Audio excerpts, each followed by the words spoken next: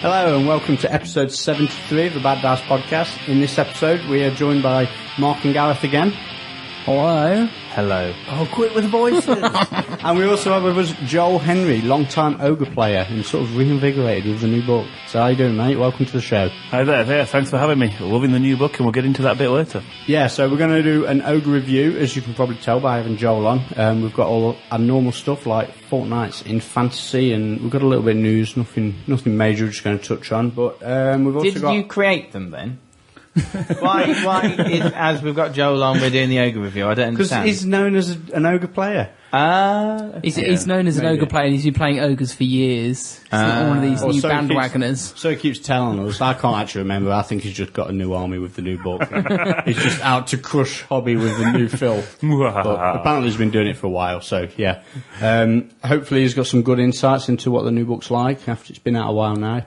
Yeah, they're 3 months now and I've been playing them ever since they came out. 3 months, wow, how time flies. It goes fast. We've also got our Black Library contest results. I'm going to draw that later on tonight, and yeah, plenty more. So we're going to run a quick ad, give a shout out to our sponsors, then we'll be back with Fortnite in Fantasy.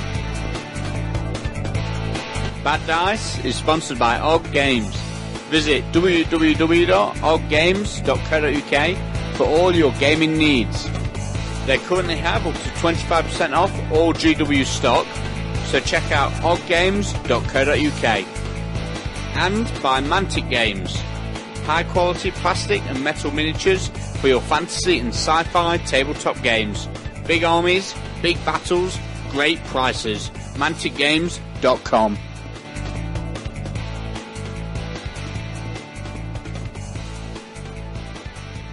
Okay, so Fortnite in Fantasy, and I've got plenty to talk about. I don't know about you lot. Yeah. Yeah. Okay, so we start with gaming. Have we all been doing lots of gaming? Me and Mark haven't. I don't want to talk about that game. You don't want to talk about it? Actually, yeah, we are going to talk about it because I still got the Moral High victory. Okay, so what does that even mean? Moral High Ground, I meant to say, it came out wrong. Still, I don't understand. You lost. Yes, he lost, but he thinks he's all high and mighty because he lost with 2 crap armies. I think it makes him just crap twice. But we had a good time. So we came around your house and had a go with the Tomb Kings, didn't we? Yeah, my new Tomb King list. Learning how to use that. Not taking the normal Sphinx list. So what's special about this one? I'm taking Tomb Guard. First off, really, because I think the models are lush. I really, really like them. They look good on the board. But I think they've got some way to them. I think they've got some their uses if used right, get the right magic off, and got my Tomb King and everything like that. So I'm just trying something a bit different. No Sphinxes, but also a big block of 6 snakes as well. Necronites. So 2 big units with loads of shooting. How are you finding the big unit of 6 knights? Because we don't see that often. Do you know what? They've done so well in all the games I've played. Really, really well. I think they're a bit like the Ogre Mournfang, but you wish. Yeah. but I think I've got 1 big unit of 6, and I don't think I've lost them yet. They take so much damage. Is that the snake things? Yeah, the big ones. But I don't know, they're doing well, especially against big blocks because there's so many and they're difficult to crumble. And I think they're a bit like the Mournfangs and the Corsairs. They're going to take whatever in front of them. They're going to take a big hit. Yeah. Even if they die themselves, they'll do some damage. To let it leaves your second and third combat waves to sort of clear up. And I do have that. I've got, obviously, I will have a unit chariots now as well. I'm adding to the list. So unit chariots. So lots of little things just to sort of mop up. So I think it'll do quite well. I need a little bit more work onto it, but I should be premiering them in Sheffield Slaughter. So you should be what? Premiering them. Premiering. Can't get my words out today, can I? No. You're going to have them ready in time.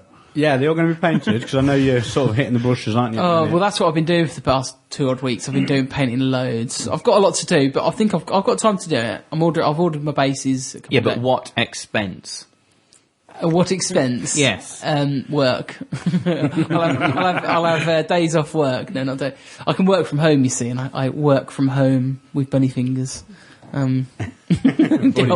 on with painting. So, yeah, I'll get on with those, and hopefully they'll be done. I've got a lot done. I look forward to seeing them. I've seen a few, and they're looking pretty smart. I really like. Talk about something that's not looking smart. Is you pair of bloody hobos? What's the matter? You've both got disgusting facial hair on your little chubby chops, and it's No. I'm going to get just a big beard shave so I it. can contemplate the world. I don't So- like Like you to Einstein.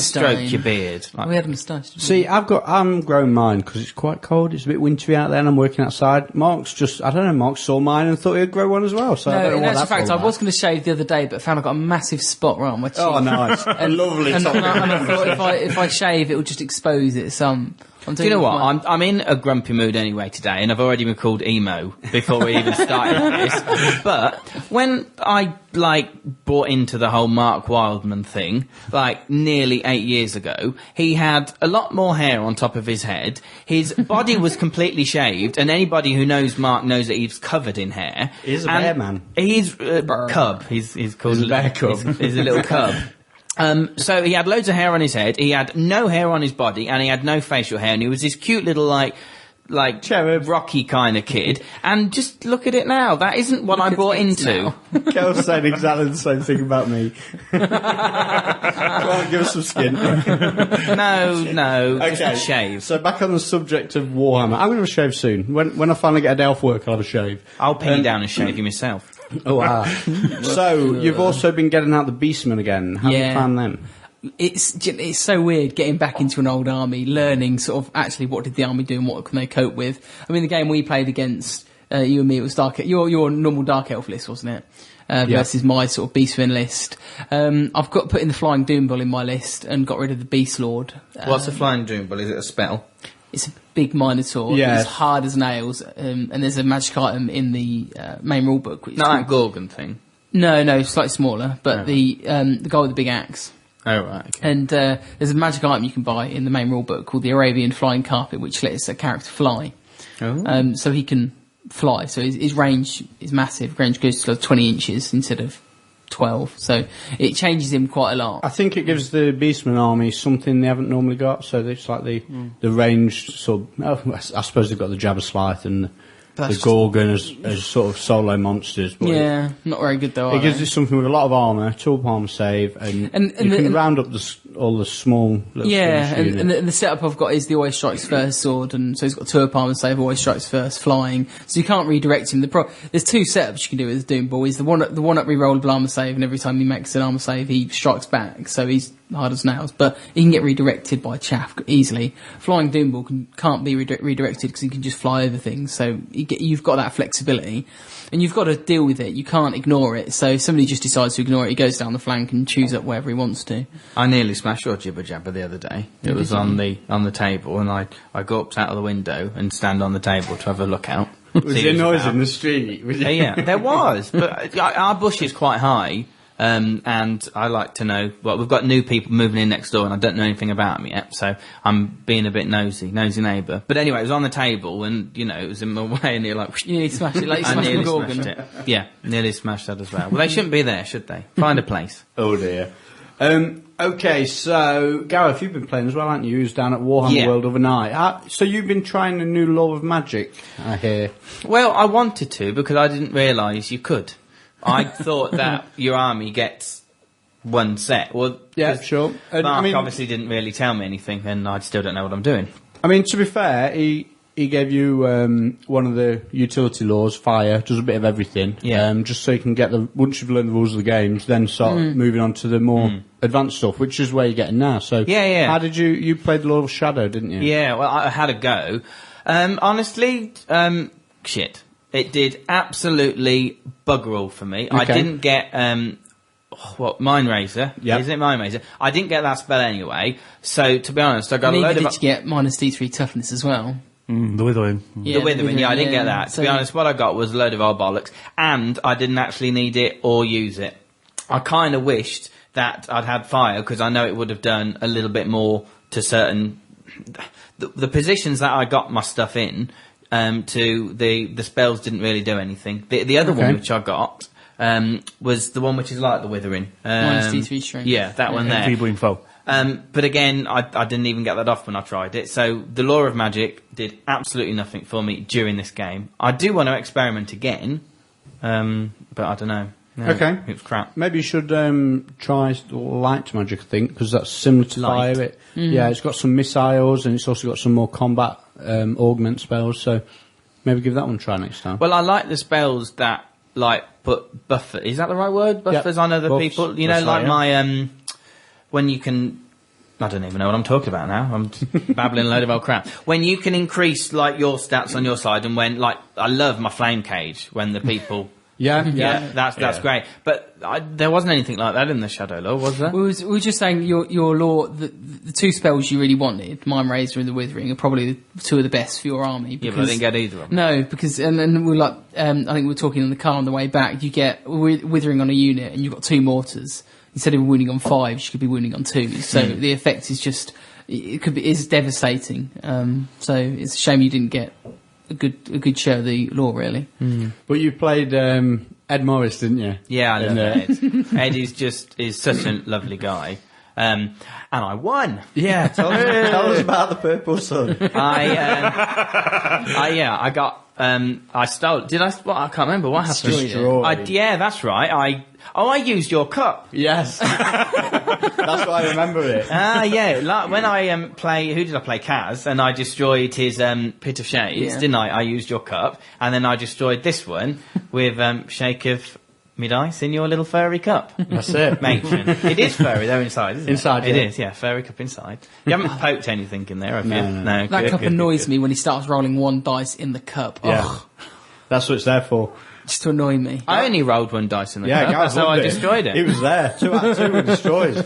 I want to make a bit more of an impact. I think I'm going to get like a big pail, like a big, massive big bucket, shake it around in there and tip it on the table, knock all the models off. But yeah, I played him, and I didn't feel too bad about, smashing him because he didn't mind. I think it was, would you say it's quite a big win? I had like over... I think you killed his gore, didn't you, in his BSB? Yeah. But he had his general, his level 4 and his besticles fighting the tank, didn't he? I did lose my wizard, and I did the same thing, and before anybody moans, yes, I know I've mentioned this before, but I put my unit into combat with my wizards in there again. I still haven't learnt not to do that. I think what we need to do is get you a little bunker so your wizards can stay in the bunker. Wizard's bunker, I know all about that. Good stuff. I did, and I remember that one, yeah. Piss off, Marcus, if you're listening. Thank you. Maybe, rather than changing to a wizard bunker, you should play Law of Beasts, because that's got a spell which gives all your characters lots of attacks.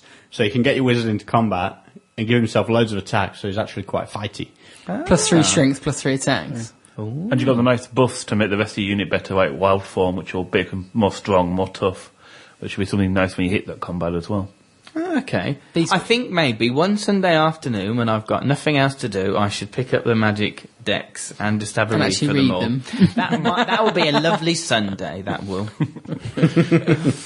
I detect a hint of sarcasm. There is sarcasm there, but there is a little element little of, truth. I do want to know what some other stuff does. I want the best spells so I can like really shit people up. There's lots of arguments over what is the best spells. Because Well- Ben would say Shadow for his army is probably the best law. Yeah, but Ben isn't it? thinks everything he does is the best, doesn't he? That's why he's the number one. No. No, it's not. Oh no! Was. Wah, wah, wah, wah. You all wankers. I'm not going to Winter Incursion now to reclaim my title. So now, congrats, Martin Cooper, be number 1 for the end of the year, I think. Unless someone else can sneak it at Winter Incursion, I don't know. Russ know, might he's- be able to. Have I met this Martin Cooper? I doubt it. He's not been to many events you have. You might have done, I'm not sure. No, he's never. How met is him. he so high up if he's not? I've been to loads of events if he hasn't been to many. I don't He's chump understand bash his way this. to the top. Jump bash his way to the top. Hey, you can only beat who's in front of you. Does that mean go to the shit events to play the shit people and not that anyone's shit who plays this game? It's all relative. Yes, okay. Mark's nodding. Oh, sorry. Was that secret? say that. To be fair, you might have met him. He was at the last Tempest event, the one that Mark was in with a shout of winning and just Oh, yeah. bottled it at the last. I was there, wasn't I? I already Yeah. bottled it at the last minute. Yeah, Martin won that tournament, yeah. Oh, okay. I think I remember. Okay, fair enough.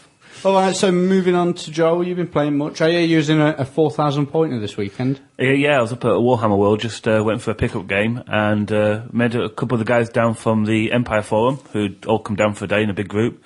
And yeah, got a game against 2 of them, using 2,000 points each of High Elves and the Orcs and Goblins. What's the Empire Forum?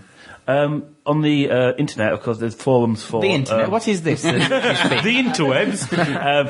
There's forums almost for most of the races where people who play those particular armies can discuss the tactics of those armies. For the Ogres, it's the Ogre Stronghold. For example, I'm one of the moderators on there. I spend quite a lot of my internet time on there trying to help out that. And there's an Empire one, there's a Vampire Counts one, there's one for most of them as well as the sort of main TWF. Maybe I should go and pass on my knowledge. You cheeky sods. Silence. Bastards. Some things from everyone you can learn on those. It's amazing how much I've picked up from, just people who've randomly picked up Ogres, tried something that I've never thought of. Just throw me something, I've gone, Well, it makes me think.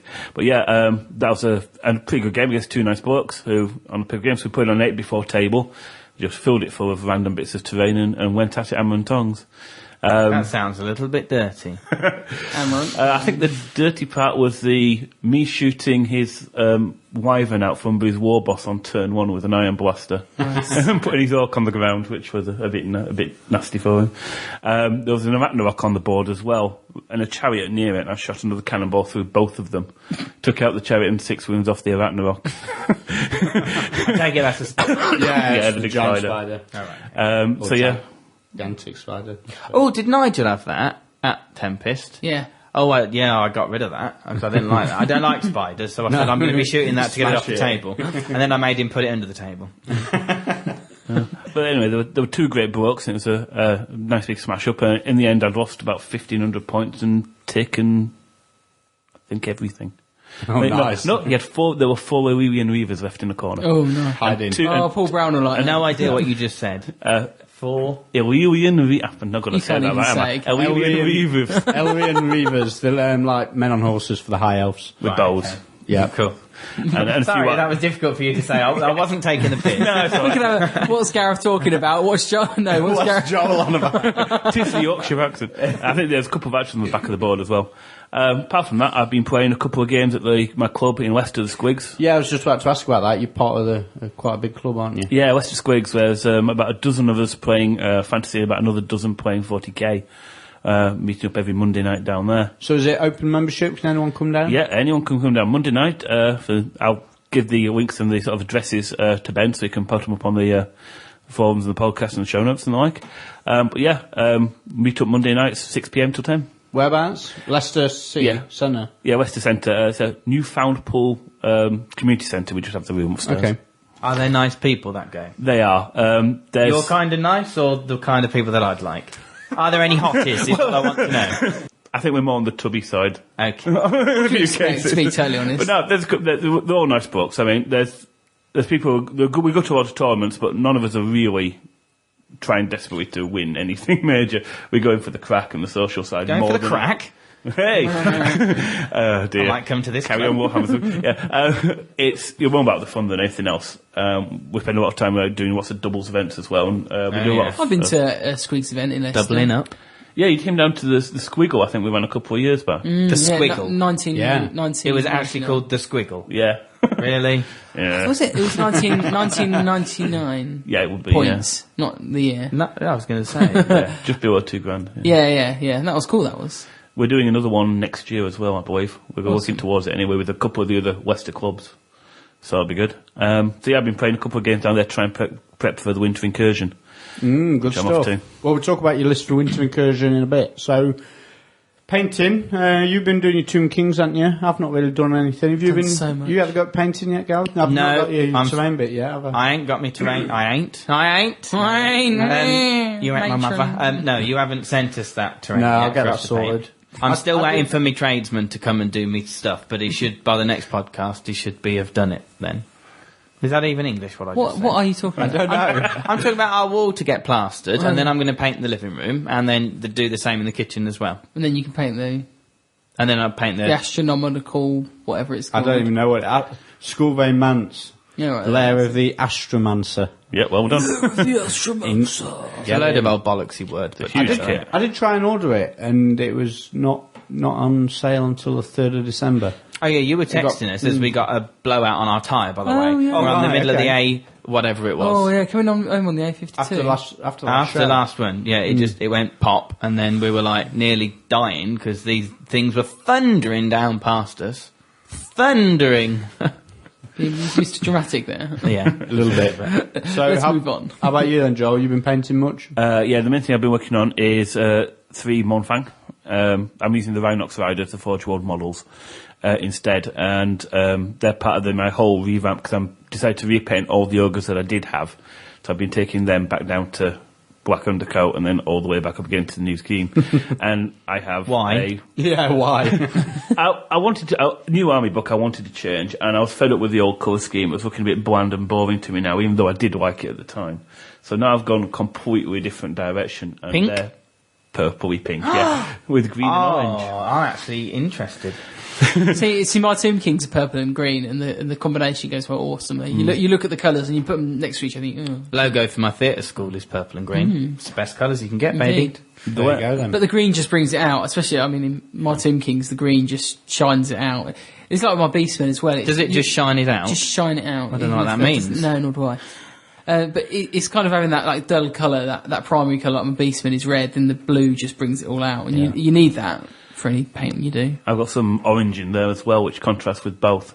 So again, there's an extra pop colour there. Yeah. A pop colour? Pop Yeah. colour. This is turning into a bit of a camp colour discussion. It pops it. Yeah, just basically, I think I read about it once somewhere. If you have one spot of colour on the model to attract whoever watches its eye to that particular part, it helps the model sort of get noticed and sort of makes the rest of the thing pop out and look a bit brighter. Because you have like primary, secondary, and I have tertiary colour. Because mine's red is my tertiary colour. That's an interesting painting tip, isn't it, from Joel? Thank you for that. And more next week. Nice. Moving Okay. So how about other? See, we've all been on the audiobook kick recently, haven't we? You two have listened to Dead in the Water. No, not Dead in the Water. Thorn and Talon. Thorn and By Talon. Dan Abnett. He picked up his data slate. I want to change. He picked up his iPad. Bastards. I really, really like them, and I'll give you the reasons why I really, really like them. But there's a little bit that pisses me off as well, and it's the same thing that pisses me off about like sci-fi stuff in general. I like characters. I like dramatic scenarios. I like exciting things to happen, and I like dramaticness. And I like the fact that they're read as if they're like a Victorian, almost melodrama, that kind of thing. That really, really attracts me. But then when they like mention some, excuse me, I'm talking. Thank you. When they mention some like bollocky, made up, stupid word that isn't even a thing, it completely takes me out of that story, and I go, "What the hell have they just said? I don't understand." That is picture, blah, glue, clum, whatever it is, and that really annoys me because the stories are really, really good, and the actor is really dramatic. He's really cool, isn't he? Yeah, I like him. I thought he was the person who did Hex, but he isn't the person who did Hex. Do you know, this is the Alton Towers ride, do you actually know the person who voices the Hex stuff? His name is Peter Davidson, and he's the guy who does the X Factor. Rachel Adedeji! And that's the man, it's the same man who does it. The evil Earl. You see, I want to do voices at Alton Towers. Yeah, Just at Alton Towers. Just at Alton Towers. No, I love refuse Alton to go Towers. elsewhere, just Alton Towers. But I loved it. They're really, really dramatic. My favourite one, because it reminded me a bit of like Jack the Ripper, was the story on the first disc called Regia Occulta. I didn't like that as a name because it's like this vortex thing between worlds, parallel, shit like that. And I didn't think that was a good title for it. It sounded like it was a character as opposed to a thing. It sounded like a thing, didn't it? Yeah, it sounded like a thing. But it wasn't at all. It was like the Rift in Torchwood. You see, I do like Torchwood. Okay. I understand that. I don't watch Torchwood. Never been into Doctor Who or anything like that. Really? Don't look at me But like you're a that. geek. Yeah, I know. It should be number Doctor one on Who's your amazing. list. Really? No. You don't need to watch the new lots of Doctor Who, but this last Doctor Who, David Tennant's awesome. The David Tennant one was, yeah. I like really David good. Tennant, yeah. But yeah, Regia Occulta. It was very good. He picked up the data See, I'm the opposite really. I kind of like to not know everything when they're talking about the random data slate or something like that. I kind of just assume I know what it is. I don't know what everything is. Yeah, but it's same with like Shakespeare. When I listen to Shakespeare, I ain't got a clue what he's saying, and I kind of get distracted from it. Yeah, but when you say I love Shakespeare, you can kind of get soaked up in that, and it English at the end of the day. They are words which are, you know, language and grammar are built upon. So you can understand it generally when you get into the swing of it. But, you know, I listen to you and I struggle sometimes because I have no idea what you're talking about.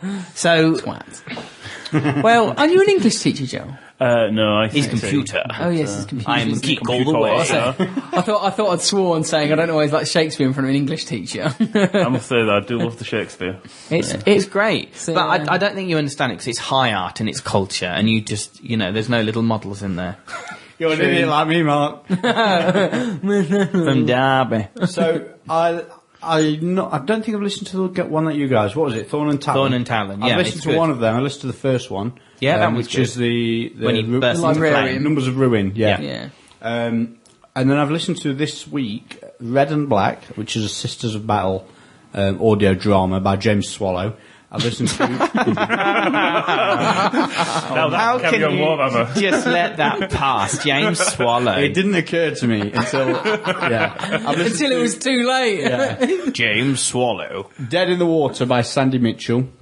Sandy Butt. Raven's Flight by Gav Thorpe, and they were all pretty good. The best one, I don't know, maybe they're all. The problem is with these sort of books is they're all about the same sort of thing, which is there's a Space Marine or there's an Imperial Guard man. There's a bit of intrigue. They wander around for a bit. Then there's something chaos reveals itself, and then they shoot them to pieces, and then that's your sort of hour and 10 minutes done. Now, no matter how Sounds a bit crap. yes, but it's also they're amazing. Really? Yeah, certainly the Nurgle stuff, like the Nurgle. yes, the Ravens, not the Ravens, like Dead in the Water, which is some Commissar Kane, one of the Imperial Guard characters, goes somewhere and finds a Nurgle cult and destroys it, and it's just the way they can describe the Nurgle, like the rot setting in, and he says his entrails are hanging down his belly, and he's trying to push them back in as he's trying to kill you. And That all sounds this. vile. It's amazing, yeah, but the description. Not amazing. He's in pain, obviously. But that's the point. It's not because he's touched by Nurgle. So yeah, they're pretty good. The Stop red, doing that. the Red and Black Sisters of Battle novel was pretty good because I've not listened to it, not listened to any of the Sisters of Battle ones before. Are there women in this? Yeah, No, they're women Sisters of Marines, Battle, aren't Are they lesbians? I was just getting to that. They do. Some of them do sound a bit like lesbians. Angry. Are they angry? Yeah, When Do they all wear West- dungarees and flat sensible shoes? Angry butch women. And they know how to rewire a plug? Yeah. But as much as I'm joking about them all, they all were pretty good. I think my favourite was The Raven's Flight, which was one of the Horus Heresy audio dramas. Dave talks to me about the Ravens Flight, and he says that's a really good storyline. He loves it. Yeah, so... Do they go to Primark in that one? No. Oh, right, okay. They might have done, actually. They had a Primark, yeah. Yeah. Or two. They all have Primarks. Do they? Oh, right, okay. So yeah, that's what I've been listening to this week, and I've just been loading False Gods, which is an unabridged, so it's not a drama, it's just someone... Someone reading the Yeah, story. so I've not listened to one of them before, so it'd be interesting to see how I get on with that. I'm looking at my laptop like it's there. I know. It's not there. It's not. It's not. Are they on psychotropic drugs Yeah. in this story? I don't know. Because they are in the ones What that do we they listen smoke? to. What's the things they smoke? Old bollock, shitty. I don't know. Oh, it's a something- something stick, isn't it? Something, Oh. a glow stick. He got his raving gear on. I really like them because it's not. I'd like to read the 40k books, but I just You don't know how to read, do you, dear? I do know how to read. No, I don't know how to read. I'll freely admit to that. I like to read, but I just don't get time to do as much reading as I'd like to. I used to read a hell of a lot, like a book a week, but The Sun, the Mirror, that kind of stuff, yeah? yeah, of course. Yeah. But I've not done it. In fact, it was Terry Pratchett's always been my favourite, and I haven't even read the latest one, which is called Snuff. Snuff. Yeah, I've not even read that yet. Which normally I'm there on day of release, ready to buy it when it comes out. Have you read the Twilight books? No. I That's what have. Kelly's tomorrow. Are you it's Team ours. Edward or Team Jacob? Team Edward or Team Jacob? Answer it. Answer the question. Neither. Oh, spoil sport. What about you? For Team Jacob. personalities, definitely Team Edward, but for sheer shaggability, definitely Team Jacob. Have you seen his six-pack? Oh dear. What about when he turns all hairy? He starts out all nice. Oh, and well, then turns and then hairy. he turns dead hairy. Yeah, I know. I've got my own bloody werewolf, I suppose, haven't I? But he doesn't have a six-pack, he's got a beer keg. Yeah, I've got a 6-pack of cider. Cider. I'm not laughing. Okay, on that note, I think that about covers our Fortnights in Fantasy. We're going to go for a break and then we'll come back and get straight into the Ogre review. Once upon a time, there's a guy named Oggy. Oggy loved nothing more than to go to a Warhammer tournament on a Saturday afternoon. He'd got his lovely army all ready to go, all purchased from the Og Games web store. And he'd even lined up his first 8th edition Warhammer event. The day of the tournament came and it was horrible. He got smashed in every single game. It was all too much. Oggy was ready to give in. He'd had enough. He didn't want to play this silly game anymore. It was going to be an epic rage quit. And then the voices started. Oggy, Oggy, embrace the filth. Oggy, embrace the filth.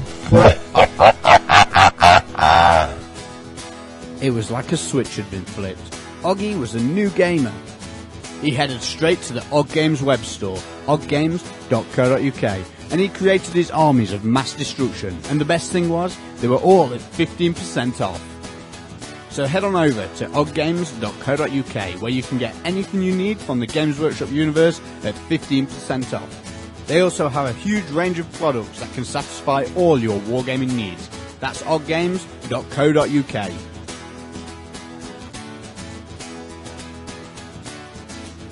Okay, so we're back from the break, and we're going to get straight into our Ogre review. Welcome back. I wanted to back. say. Welcome back to the podcast. And yeah, so Ogres, 3 months you say it's been out. We're going to start, I think, with the fluff. So there's obviously a load of new sort of characters, units, monsters, things like that brought into the book. How did this sort of introduce it into the storyline? Things like the Mournfangs and the Firebellies and stuff like that. Well, they actually made a few changes to the Ogre fluff. I mean, it's the second time they've released a book for the Ogres. What with it being, so the first, second one out. So they've made a couple of key changes. In the first book, talked a lot about their relationship with Cathay, the whole Eastern nation, which, we always hear about but never see much from GW on. No. Where do you hear about it? I've not heard In the about it. stories, in different army books, there'll be mentions of it, in the rule books there'll be mentions, and some of the novels people write to accompany the Oddly game. enough, sometimes 2/3 of the actual book are all about story and It's about a story. Yeah. And it's called Cathay. The Ogres used to live in some wonderful sort of prairie land between sort of Cathay and the mountains. Full of nice, wonderful animals they could catch and eat. And also full of some Cathayan peasants, so they also like to then start catching and eating. And it's about that time that the Great Maw showed up, a huge comet with a big gob, smashed into the ground and forced the Ogre migration by killing 90% of the population.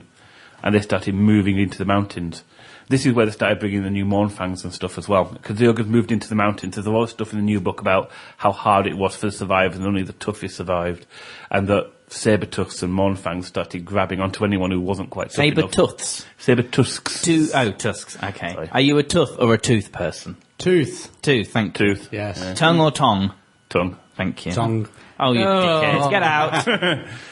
Scone or scone? Scone, I'm from down south. Scone. Northern heathen. So, It's gone. what's some things you find on the floor? Are they Dog stones? Or are they stones? They're stones. So, stone, scone, is he? Yeah, anyway, back to the story. Says you, Darby. The Ogres migrated into the mountains, ate a load of giants along the way, called Sky Titans, and smashed up all the places where they used to live. And recovered a couple of rather useful cannons from the wreckage.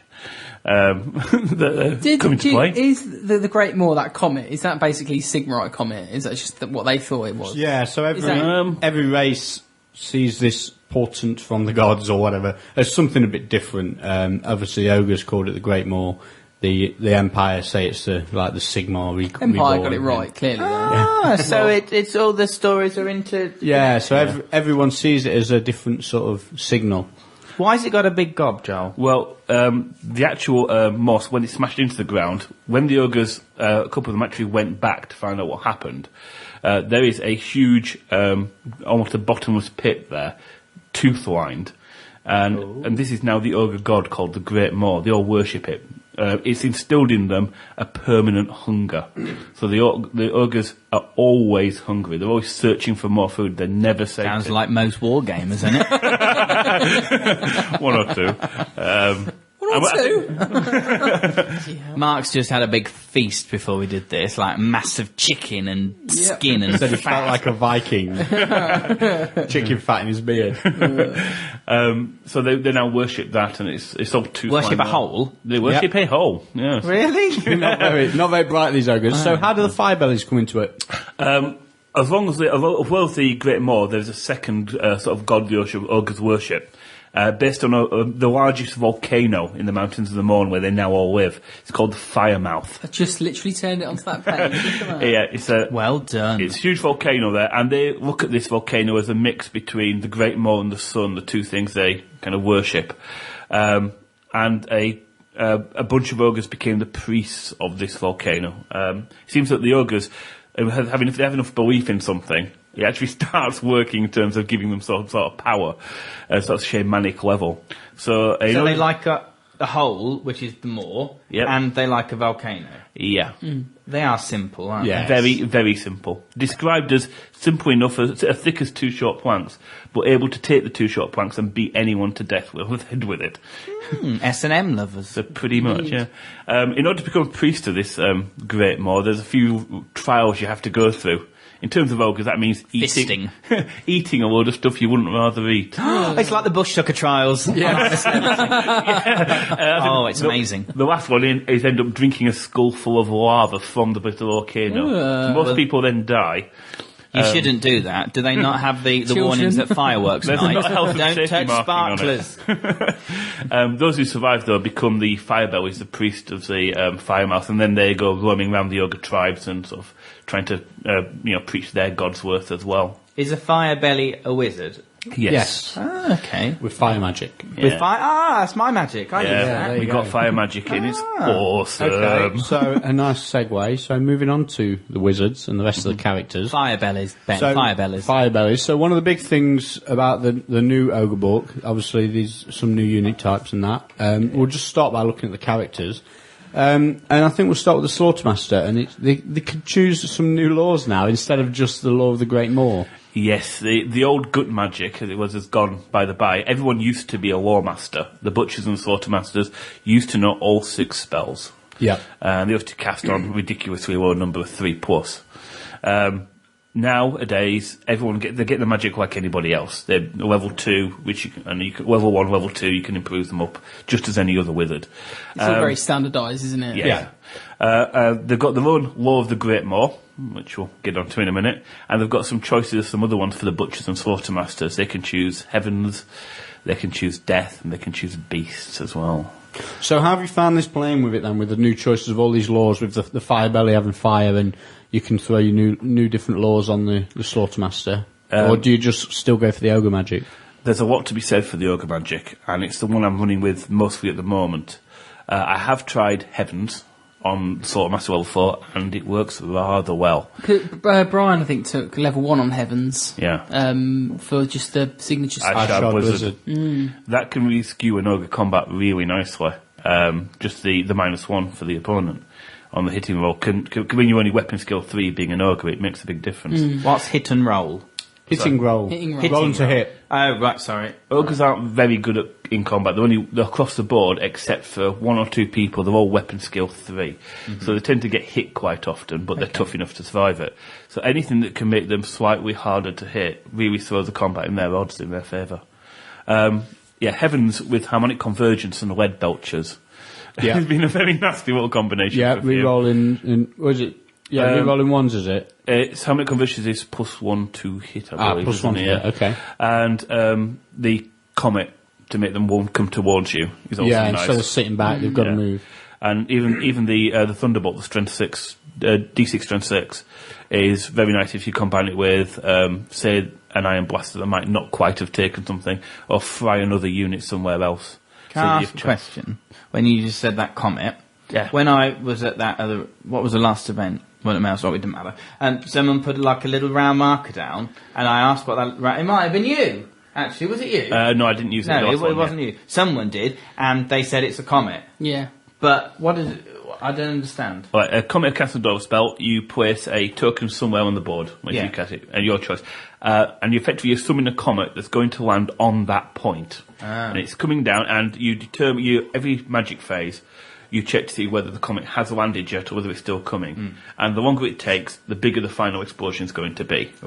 It goes out to, I think, 2d6 now, radius. Oh, I'm not sure. But the strength and number of hits keeps going up the longer it builds. So it may never come down. Oh, But you have to roll every magic phase. This is on I would 4 make goes. it come if I was there. But if you stood anywhere near it, it'll make a hell of a hole in a unit. Really? Yeah. That's quite a good little thing, isn't it? Yeah, it's quite tasty. Okay, so what about the beast magic? Because this is the one that jumped out at me. With obviously, you get the bulls, which are pretty cheap now, but we'll get to that in a minute. And then casting wild form on them, or even like the man eaters with the pistols, getting 5 attacks a model. Again, wild form. Have you been playing much with this? I've only used it once or twice on the beasts, mainly because I found the gut magic in the end had a bit more synergy for me. Because the gut magic gives you the extra spells to give you the toughness, to give you the strength. Yeah, but Doesn't that's it? 2 separate spells, and they're harder to cast than wild form. Yeah. So in general, Wisdom's is more efficient, probably a way of doing it. But the fact that on the Ogre Gut Magic, the boosted version of the spell is every unit within 12 inches gets the buff. Okay. And that's huge. Yeah. That makes such a difference. And it now doesn't just affect ogres like it used to. It's your Sabertusk, it's the Mournfang, it's the Nobblers even. All get the buffs. So you can have regenerating toughness, strength 3 Nobblers now. So the big thing for me with the Law of the Great Maw is the signature spell. Obviously, it's stubborn. Yeah. Now, I'm not really sure that you get much mileage from this on your ogres. However, Noblars, stubborn, it does seem pretty impressive to me. Yeah. Have you got much mileage from that or Yes. not? I tend to run Nobblers in units of 10 with the Trapper upgrade, which we'll maybe get to in a minute. But stick them in front of a unit. People don't really want to charge it at the moment. Because for every model that charges, every model in the unit takes a dangerous terrain test. So things like Marauder Hordes or Knights don't want to go in because even losing a few models will make a big difference. And then making them stubborn if they do come in. They've got to do enough attacks to kill all 10. Generally there's 1 left. And he's sat there stubborn inside the general's leadership range going, that's another turn, fellas. Yeah. It's it's not even going back to the buff spells for everything within 12. It's only casting a 14 plus for the plus 1 strength and 16 plus on the plus 1 toughness. I mean, That's quite low. yeah, it's not. Doable. It's not 6 Not 25, is it? You know No, what I mean? no. A bit like Some the spells have 25 to cast. Yeah. Purple Sun does. If you want to do a big one. The other real value in casting the stubborn spell, if you have it, is the War of Tribute for the Gut Magic, which is for every successful spell you cast, you roll a d6. On a 1+, you'll take a strength 6 hit. On a 1, you'll take a strength 6 hit. On a 2+, your Sorcerer Master heals a wound, and it's +1 on his next casting or spell roll. So you can just chuck that on a unit which is probably never going to see combat. Just your to heal opponent his- should probably let it go, Yeah. and you get your +1. And your level 4 heals. It means that your fear of miscasts has just kind of dropped away for ogre players. Because, I'll take a strength 10 hit from this miscast. Right, That's healed it. irritating. So my Tomb Kings can't heal themselves like they do, but ogres can. Ogres can, yeah. I love the way you say plus. It's really cute. I never think about Max, and I'm going to go home and listen to this. Yeah, it's awful. Seriously, Do I sound like that? seriously, you listen to yourself and you think, oh my god, do I really sound like that? You sound so probably sound faggy worse. and Yes, you nasally. do, Mark. The other thing I like about the Law of Attribute with the Great Maw is it's gives you +1 to dispel as well. Yeah, which a lot of it's people huge. don't really notice, but yeah, it's quite a nice one. That's one a couple of key spells for me in games, I must say. Should I go through the more one in total, or should I go through the spells? No, I don't think there's a lot of point going for more one at a time. I mean, we can just talk about the highlights. Do you ever use the actual Maw much, which is the template spell initiative test? Oh my god, it's too risky. Yeah, I can imagine. I've used it twice, both against when I faced other ogre players, and it's still never done great things because of the amount it scatters. But if you misfire that, you Yeah. are losing your game. Yeah, of course. Pretty much. It is pretty bad. Oh, is it because everything takes D3 wins, doesn't it? Yeah, it's really bad. They drop the template on you wherever they like and basically flatten your major unit.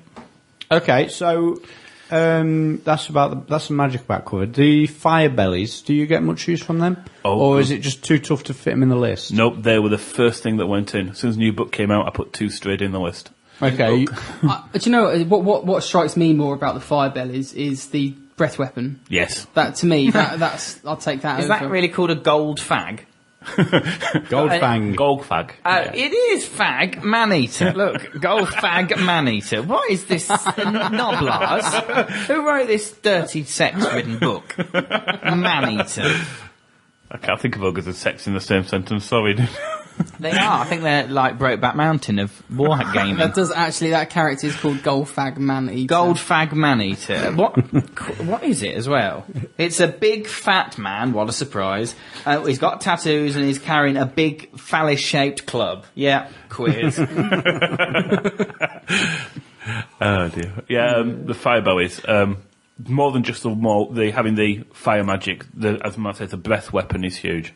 It gives, you put a couple of these in and you get a ogre bulls, which may be alright, and suddenly you've got something that's got an awful lot of combat potential. They run out and go 12 inches to the side of your unit and then go down the side. And Scary stuff. one carries the hell heart while it's running out and blows that at the same time in your magic phase. Yeah. And then, you sacrifice him quite happily for the amount of damage he'll do. I think the best single hit I've had with that, I ran to the side of the unit of Night Goblins and fried 18 out of 23 that hit. Goodbye, unit. Breath. It breathes. Yeah, they breathe fire. They've taken in some, because they've eaten lava and become bonded with the volcano god. They actually have a ward save against flaming attacks. And they can breathe fire. Quite nice. Yeah. And it's a lovely figure as well. It's gorgeous. It is really nice. Lovely nice. figure. Yeah. The model's beautiful. Is it a man? Yes. It's an ogre. There it is. Show me. Oh, it's got a Okay. little puffy cloud. Well, I'll go and have a look at that. Have a look at some of the other models in there as well. There's some lovely ones. So the rest of the characters, obviously you've got your bruisers, your tyrant, and is that it? It's just a pair of them, isn't it? And the hunters. And the hunters, What do you think about the tyrants? Because I see some people take them, and then other people.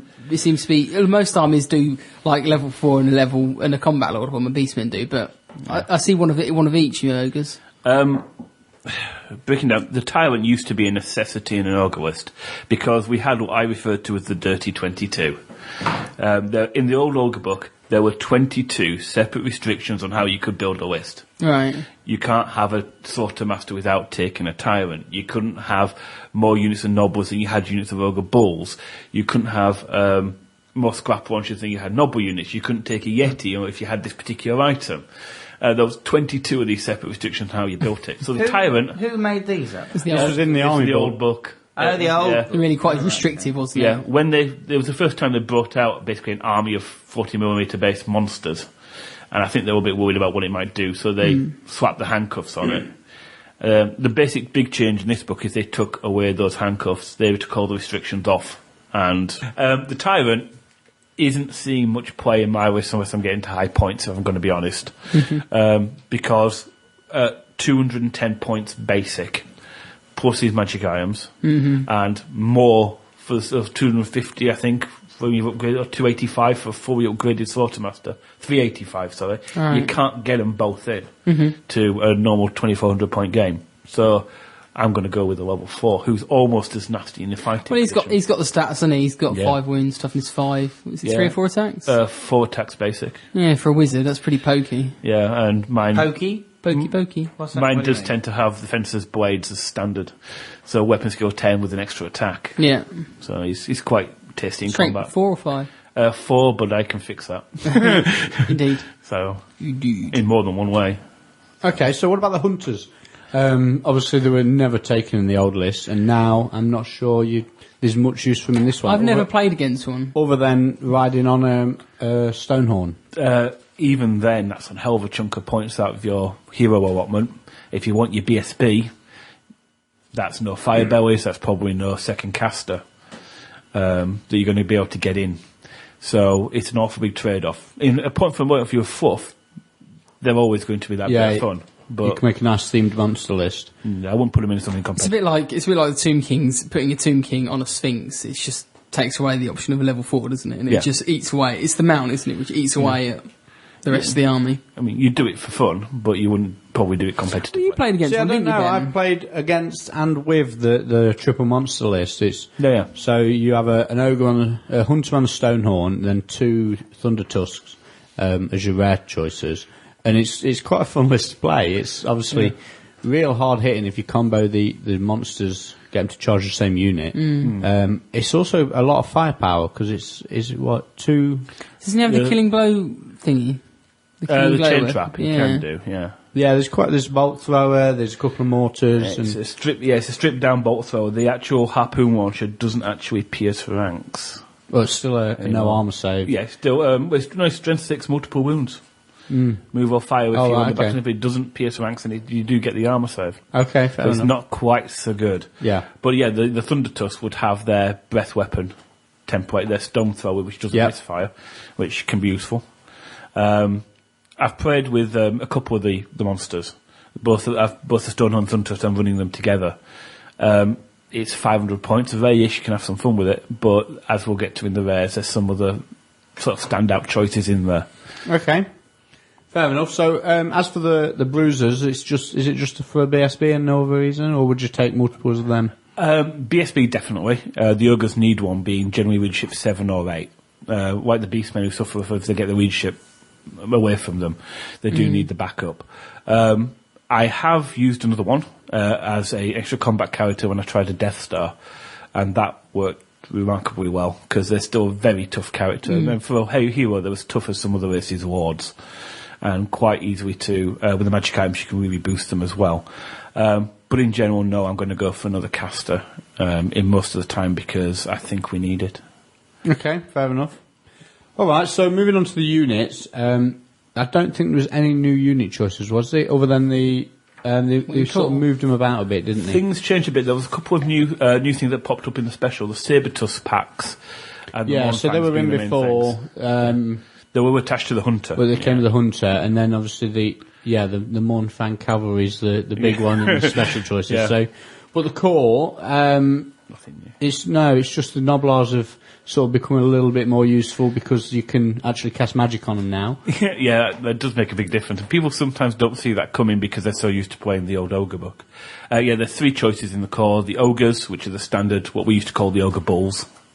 Don't know why they changed that, but I still call them the Bulls almost all the time. People all call them balls. don't they? Yeah, they're just ogres now, are they? Yeah, Yeah. just Okay. ogres. They had a wonderful, nice price drop.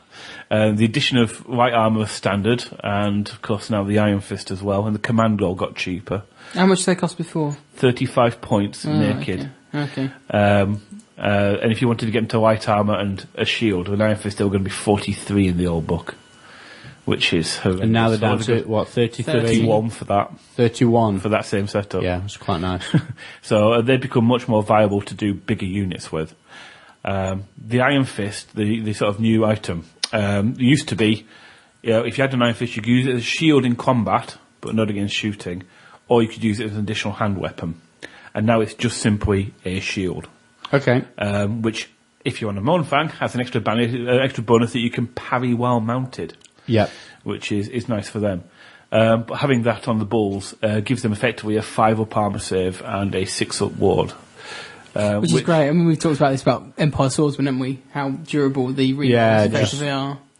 Well, the thing, the Ogre Bulls used to never have that. They were almost always run naked in all lists. Yeah. So they get shot to death by skinks. At least they've got a chance of annoying some of the wound now with a 5-up armour. What makes me laugh, sorry, changing the subject slightly, is the upgrade. You can have a musician or a bellower. And what I love so much about it is you go back in the fluff section, it describes what a bellower and a musician is. There's no difference whatsoever. So why is it giving you multiple options for a bellower or a musician? There is no difference. It doesn't make any sense whatsoever. I like that as well. It's so stupid. They're a bit weird with it. The Iron Guts got cheaper again. They didn't otherwise change much at all. You still have one unit with a magic banner. Still the better leadership, still the heavy armour, the great weapon. So just a point drop there, which was nice. The Nobblers got slightly more expensive by half a point. and got command options, which we never used to have. Oh, okay. Have they made models for them? No. So, Conversion City. The other nice thing about them is they no longer bicker. They used to have a version of Animosity that at the start of every turn, roll a dice on a 1 that Noble unit was doing now. They've lost that rule. So Which is quite good. It's really useful. You can actually rely on them to do things now. And they've got a new upgrade called Trappers. The Trappers used So to they be... used to have trappers, yeah, but there was skirmishing scouting unit, wasn't They there? were, although I do miss them because they were in almost every list I ever fielded, and there were so many good Trapper stories from the old days. I think I'm going to get some more good ones out of these. 25-point upgrade to the unit. If a unit charges a unit of Nobles in the front, then every model in the unit is going to take a dangerous terrain test. Yeah, so that's quite useful. And like I say earlier, combined with the stubborn, it's quite nasty, quite annoying. It's a bit inexpensive upgrade when you've got lots of other upgrades elsewhere for a small unit. It's still only the price of an Eagle for a unit of 10 with the upgrade. Yeah, but it's the one thing, especially when I've been making this for Tomb Kings, everything's always quite tight with the lists, and you think to yourself, 25 points for something that might do absolutely nothing, or somebody might be aware that that's what they're going to do, so they'll just shoot them off. I think it's an expensive upgrade for something you'd probably not use. If they're shooting Nobles off, they've already done their job and paid for themselves. And 25 points doesn't even buy you an Ogre. See, I'm undecided between the two arguments, because I don't know if it's better to have 2 units of 10 Noblars or 1 unit as Trappers. And I'm not sure. I'd like to either see them both in action a bit more or play with them both a bit more. In a closed list, I might be tempted to take without the upgrade. Maybe, but you still have to announce it. You'd still have to announce it, wouldn't you? But, people do tend to forget. But, no, I've used the upgrade on almost all the units, and so far I've got one of the great stories of, 10 White Lions falling to this one. or a chariot taking 3 or 4 wounds and dying on the incoming of them. I'm waiting till someone charges a steam tank into them. Oh, they're not, are they? That'll make my weekend that will whenever that happens. They're so not though, are they? Okay, so core choices overall, what is it? Is it just fill it all up with 1 unit, in always 600 points into 1 unit, or do you take a MSU still, and just loads of small units like in the old days? There are some people still swear by going with the Horde, and I've seen some people use that at events. It seems to be not so great. I've seen them win games, I've seen them lose games, but an awful lot of games against good opponents, they'll avoid the Horde, or they'll story up, they'll take it a bit, and you end up with a 10-10. A fairly standard, boring-ish game. I tend to play with smaller units and more of them. So I've used units of Bulls and Iron Guts together to get the 2 units of, say, 7 and added characters. And then I tried a bigger unit of Iron Guts, about 9 or so, and then filled up the rest of 600 points. So I get about 400 points, and then filled up the rest with Nobles to get 3 more drops on the Nobles. And that seems to be where I am at the moment, as one solid combat unit, because you've got the other combat you get from the other choices. Okay, and how about Ogres versus Iron Guts? There's a lot of debate going on this one on the forum at the moment. And someone's actually being, a guy goes by the name Rock Muncher, of all things on the forum, who's been crunching the maths for us in a few spreadsheets as to work out who's the more durable and who can do the most damage. At the moment, Iron Guts are working for anything that isn't extremely weak or extremely hard, where the Bulls seem to then shine. Yeah, but I mean, that's a bit unfair because from what I've seen, it's the characters that always do the work. Yeah. So it is literally just a character delivery system. The Iron Guts don't really get to fight, or they do, the second rank supporting does. So, I mean, cheaper, more wounds on the unit. I'm with the Iron Guts. Iron Guts are strength 6, they've got the heavy armour. The other thing is I'd be more scared of a unit of Iron Guts with the armies I play. From my point of view, I'd be more scared of the more wounds on the unit with the front rank full of characters, because the characters are the ones that do the damage. They're going to be the ones fighting, having more bodies to kill before they break steadfast. That's what you're looking at, I think. If you've got characters in the front rank, though, you're not going to chock off the bodies, whether they're Bulls or whether they're Iron Guts. Getting through the characters is, if you build them right, it's tough.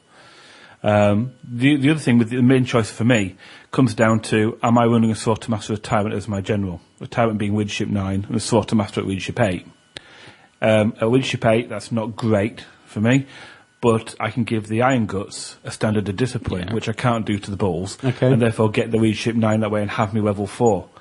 And if ogres like to have something, they like to have a cake and eat it, knowing them. So that's the way I'm leaning on that way. Okay, yeah, I like that. So- Okay, so moving on to I suppose the poster child for the new Ogre Book, the Mornfang Cavalry, and you don't rate them. I won't say that I don't rate them. They are hard, but I'm not as in love with them as a lot of ogre players seem to be. They do storm through a unit of infantry, pretty much unhindered. I've seen 3 or 4 of these things go through a horde of 40 ghouls like they weren't even there.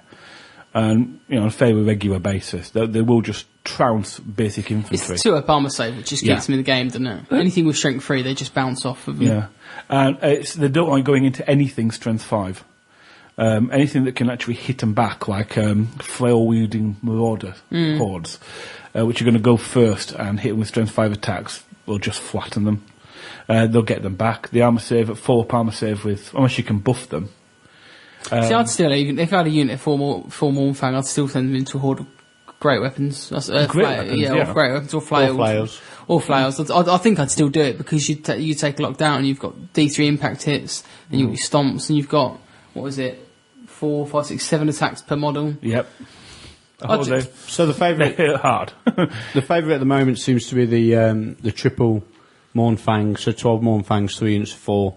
That's sort of the list that's doing the rounds, isn't it? I think Ben Brian's Diesel's used it as well. Brian's used it at Valhalla. Ben Diesel's just won came second at a tournament with it. Yeah. Using over 4-4-2, Yeah. I don't know. It's I think what I really like about 8th edition is the whole meta's constantly evolving, because people being out going, right, it's going to be Mornfang Cav, and I think I've seen a couple of lists that are going to Winter Incursion this weekend, and the amount of people that are like, my support wizard is now metal, and it's just to deal with things like that, or my main wizard is now metal. Yeah. So I just look at it and go, well, I think we had a chat just before we started the podcast, how my beast, and I was doing really well with them at the beginning of the year, because I think people didn't know how to deal with them. It was kind of this big unit, and it was like, that really hurts. This is how we deal with it. I think now the same will happen with the ogres. I think this will be the ogre heyday. I think you'll have 6 months of people ruining other people's games with ogres, but then people will start cottoning on and going, actually, this is how I'm going to deal with the ogres now. And I think you'll see more sort of multi-wound weapons come out and things like that. So I think all our long-term ogre players have earned that heyday. oh yeah, definitely. I'm not denying that, but I think people will learn how to deal with them.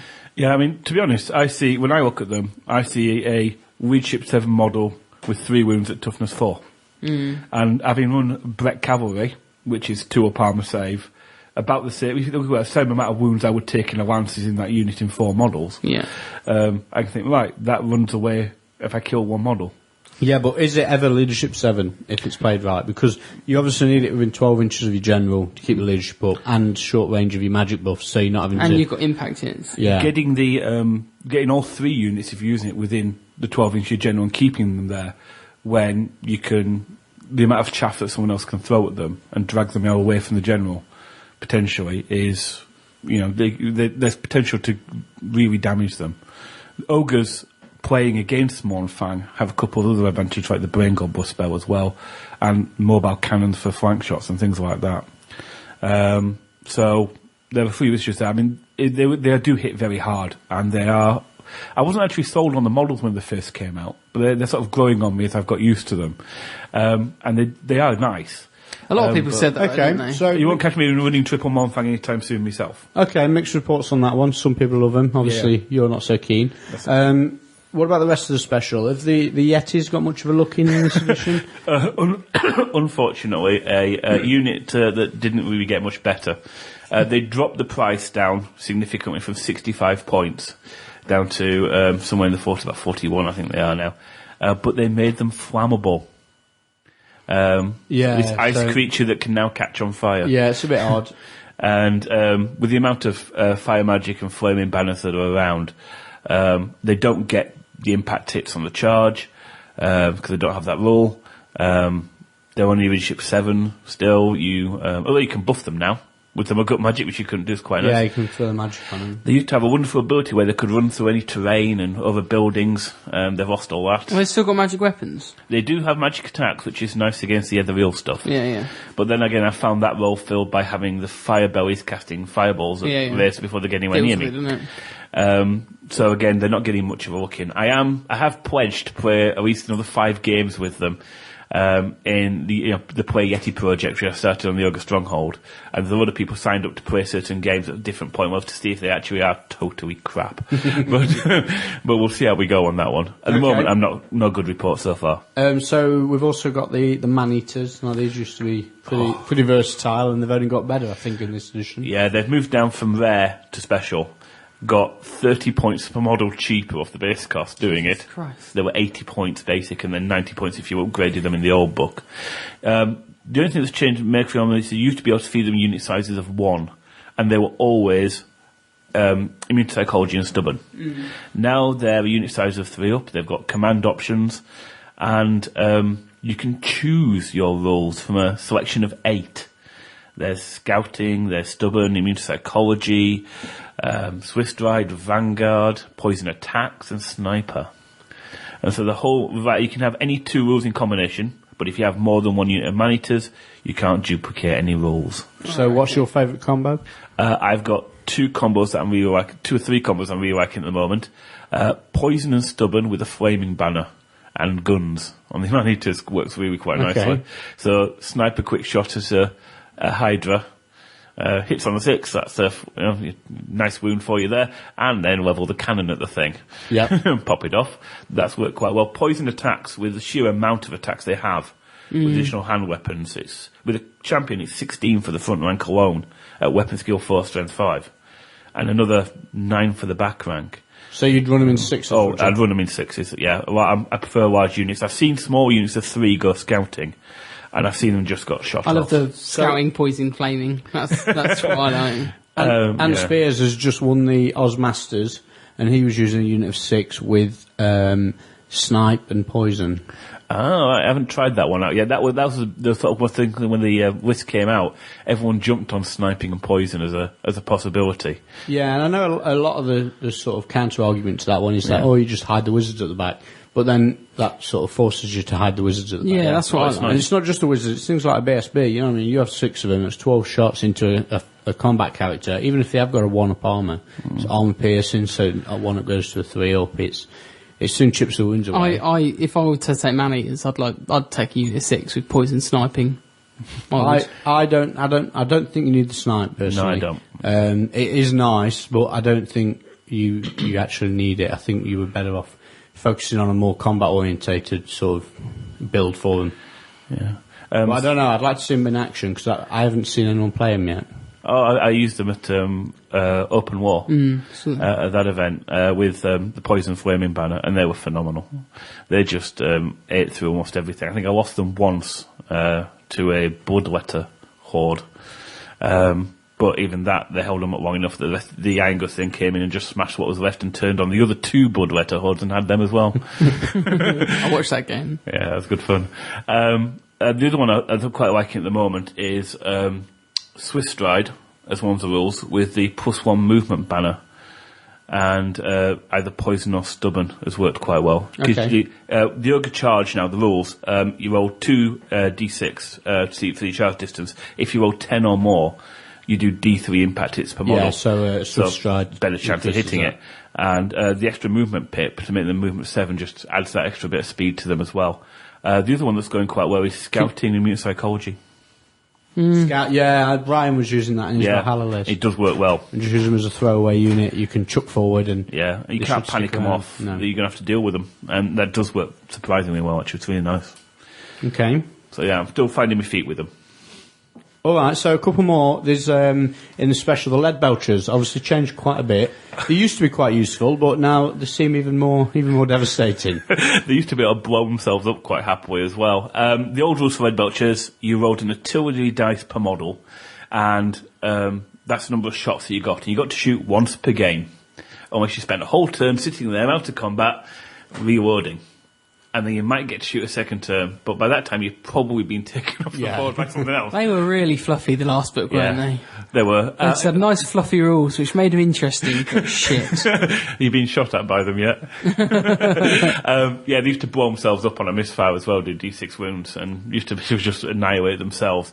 Now they're like handgunners on steroids. Yeah, they shoot like flamers Mini now, don't flamers, they? Yeah, they're really good. I've been fielding big units of these 7s and 8s, even 2 units that size as well, to try them out. And it's good fun shooting them at Knights and Chaos Warriors and anyone else who thinks they've got protection from wearing metal on their bodies. Because even if they get into combat, they're still the stats of an ogre, aren't they? They're still ogres, 3 yeah. wounds, 4. Is there any mileage in... we see a lot of these Death Stars running about.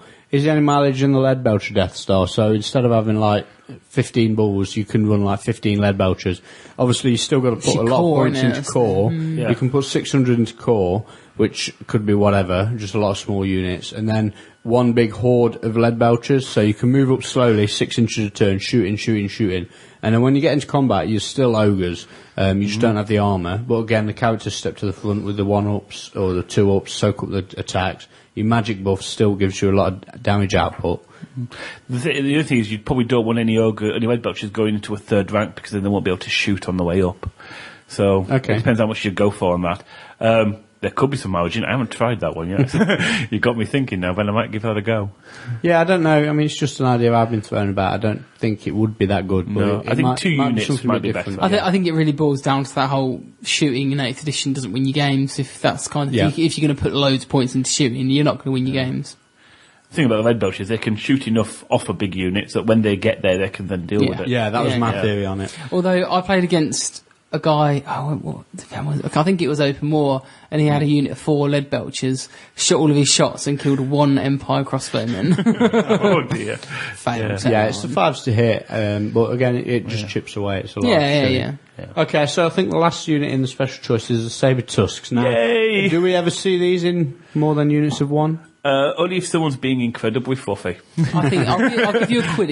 What's the biggest unit size you could take? There is no top limit to the unit. Oh, that'll be awesome. Like 30 of them. Unit of 30. Then they become scary. Unit of 30 of them. The thing is, they're war beasts, so they're still not great, because they only get 1 attack from the back rank, and having 3 attacks per model. Yeah. People could stomp them. Yeah, they get stomped.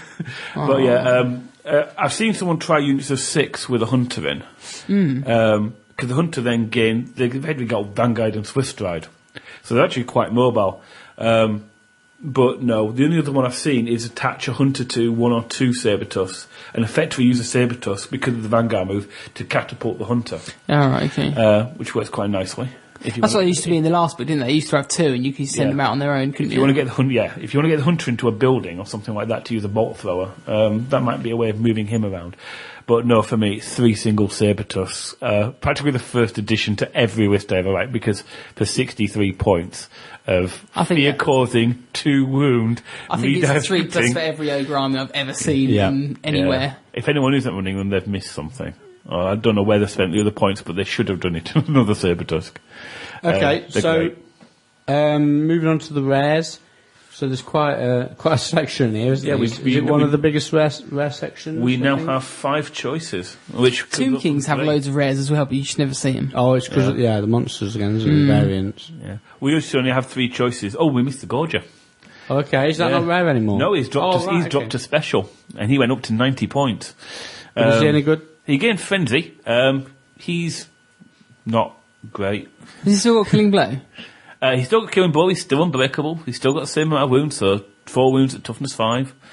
He does have the normal ambusher rule now, so he's slightly better chance of coming on in turn 2. The thing is, we don't need him anymore. In the old book, you had a choice. You had Man-Eaters for your rare, or the Giant, which was the old Slave Giant, which was even worse than the normal one, and the Gorger. And you had no other way of dealing with artillery other than a bunch of Nobbler Trappers, which are barely going to take an Empire or a high elf bolt thrower on their own. They just can't do much. As of time went up, a Gorger could get in and grab a cannon. And, so I quite like the Gorger because he's quite threatening. Toughness 5. There's a lot of points, 90 points. Yeah. Three balls. Yeah, that's true. Now we have other things that can deal with artillery Yeah, you've faster. got the different magic, haven't you, to do it for starters, Yeah. and then you've got the iron blasters, the Saber-tusks, saber-tusks, nice and nippy. yeah, So- Yeah. just man-eaters with the poison and snipe. Yeah, he's Just poison shots. yeah. Yeah. His role's just being supplanted by the other stuff in the book. Yeah. So Yeah, I'd I'm agree not with that. using, I'm not using them. It's not as needed as he ever was. So yeah, rares. Right, so we've got quite a bit of artillery in this rare. Yeah. Even the monsters have got packing some firepower, aren't they? I get to shoot back. Oh my god! So how talk much- to me about these iron blasters. Are they just a big cannon, or is there more to them than that? Fucking stupid cannons, if you ask me. That's come from the Empire player. They are a very accurate cannon on Why? a very tough chariot. Toughness 6, 5 wound chariot. Does causes fear. a misfire in one still take it off? Yes, takes the entire model off and does damage in a radius around it. Okay. Why is it so accurate? Sky Titans built them, and the Sky Titans were apparently really good at building stuff. So it doesn't just fire one cannonball. This thing fires about 20 or 30 cannonballs at once. The entire barrel's packed full of cannonballs. So it gets to do the normal shot like a normal cannon, but then you get to re-roll the bounce difference and pick the highest value. So you've got you have a much better chance of hitting with that bounce than you ever did. It only grounds itself and doesn't move if both bounce dice roll misfire. It's actually only range 36. It So is you short could- range. So you could But you technically- can move 6, so that's I know. 42. I know. And then, you know, You've got the it's- guess range, You've got haven't 2 you? dice rolls, so 10. With Nobblers and with the Saber-Tusk coming down, you're 6 drops up on most people. so you can choose where the iron blasters go. I say blasters because there's 2. While they still let us have 2 in the comp pack, I'll be using them. Okay, you think they're a must for every army? Not the Mornfang bus, because that moves so fast, it probably doesn't need 2 to back it up. Although I know Ben Diesel's been using that. And I know some of the people have 1 still. Ben Diesel's had 5 games with his ogres, so you can't really. I don't think you can use that as a form. No, but it's true. based on the opinion. For me, the 2 Iron Blasters is a must. It deals with so much stuff. I mean, I was playing Skaven last night. There was a Abomination table, there were War Pointing Cannon, there was a Doom Wheel, and by the end of turn 2 there wasn't any of those. I still had 2 Iron Blasters, which could then go after other things and be a chariot and charge into combat. Okay. Dealing with enemy artillery is a big thing. Normally, walking across a board at a bunch of dwarves with multiple cannons used to be like the worst game in the world for ogres. You just, yes, I'll walk forward, I'm just going to die. And now you shoot back. And now I shoot back. So how does the scrap lodge fit in, or does it? It got nerfed. They took away my large template pipelet and gave us a small, weedy, little, tiny thing. And it's still only strength 3. I still have the killing blow, though. It did get 35 points cheaper. So you can actually, in 600 points of rare, get 2 Iron Blasters and 2 Scrap Launchers, which just fit neatly into 600 points for a bit of unleashing hell on people at range. But it's not great. It's only if you treat it like a chariot that might once or twice a game have a pop at throwing a template, you're probably playing it in roughly the right way. Okay. So how about these 2 big monsters then? Well, 3, I suppose. You've got the giant, but yeah. Giant's not great. It's 200 points. Same as the Open Goblin one, basically, now, isn't it? It is not, exactly it's not the the same, slave yeah. giant anymore, so it has improved a little. It did get stubborn, which it never used to have. Yeah. For us, that's a big deal. And it's actually still the highest leadership in the list. And something that can run up and down a flank. And for a monster, given the fact the other 2 are 50 points more, it's actually quite cheap. But yes, giants are never going to be reliable for anyone. I'll still use one once in a while for a fun game, but apart from that, not so much. You can actually, though, buff them with the gut magic now. And a regenerating giant Oh, wow, yeah, that's quite is a nice interesting. little Because they've touch. got some nice attacks, like yeah, steam tanks are quite good because there's that one attack they fail initiative test. You take 2d6 hits, isn't it? Yep. For a steam tank, that's fatal. Yeah, they can do some damage here and there. The buff and the gut magic can make even these not so good units into something a little bit more special if they're in range. Of the 2 other ones, the Stonehorn and the Thundertusk, there's a lot of things you can do with both of them.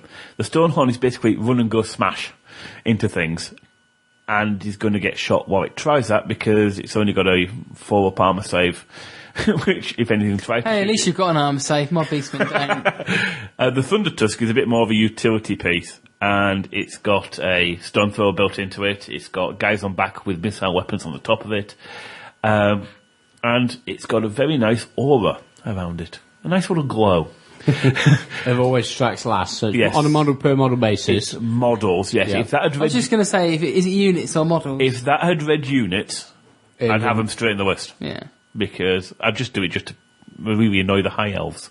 It's quite difficult to get a lot of things within 6 of it. It does It work is. quite well to go with your Mournfangs. Sorry, Gareth, I'm playing a bit footsie with you there. Works quite well running with the Mournfangs or running behind them because they're what, movement 7. So Yeah. if your Mournfangs charge off at something with the 4-inch base that the Mournfangs are on, the Thunder Tusk should be able to run up within an inch of the back of them and give their aura to the whole of the unit they're fighting. Yeah, all supporting rank as well Yeah. will be taken out. And I've used them in that way before when I have used them. And the Mournfang then will happily grind everything. Yes, Quite of course. happily, yeah. The actual Thunder Tusk can actually do similar. If he gets into combat, any units that's coming up to it can quite happily just... the unit of ghouls I charged one into about 2 weeks ago, just then sat there and went, oh dear. Well, they just got ground off by it in the end. Okay, and what about the Stonehorn? Of the two, I think it's the one that knows its job better. The Thunder Tusk seems a bit of a jack of all trades as a monster, where the Stonehorn's very simple. Point it at something. And go rah, and point it at an infantry unit if you're going to point it at something because of the thunderstomps as well. If you run this at something like a monster, like unfortunately I did in my first ever game with it, into 2 Vargulfs at the same time, you're just going to lose it. Even cavalry that you can't thunderstomp is going to take you off. So which is the one that is in halves the D3, D6 multi-wound it's weapons? the Stonehorn. The Yeah, Stonehorn, okay. So that's quite nice. Yeah, I like that, yeah. Yeah, the big thing about monsters is the cannon shot can just Yeah, end them. and this takes 2. It'd make more monsters viable if they had that. Yeah. wouldn't Yeah, they're probably my favourite, and they're probably the one I choose to run 2 of. Probably the one Thunder Tusk, because I can put the Thunder Tusk in the middle and support most of the army and move it around. As with the Stonehorns, I can quite happily throw up into the flanks and go, that thing, which is always good fun. Once in a while to have a crack at. it? What'd you do?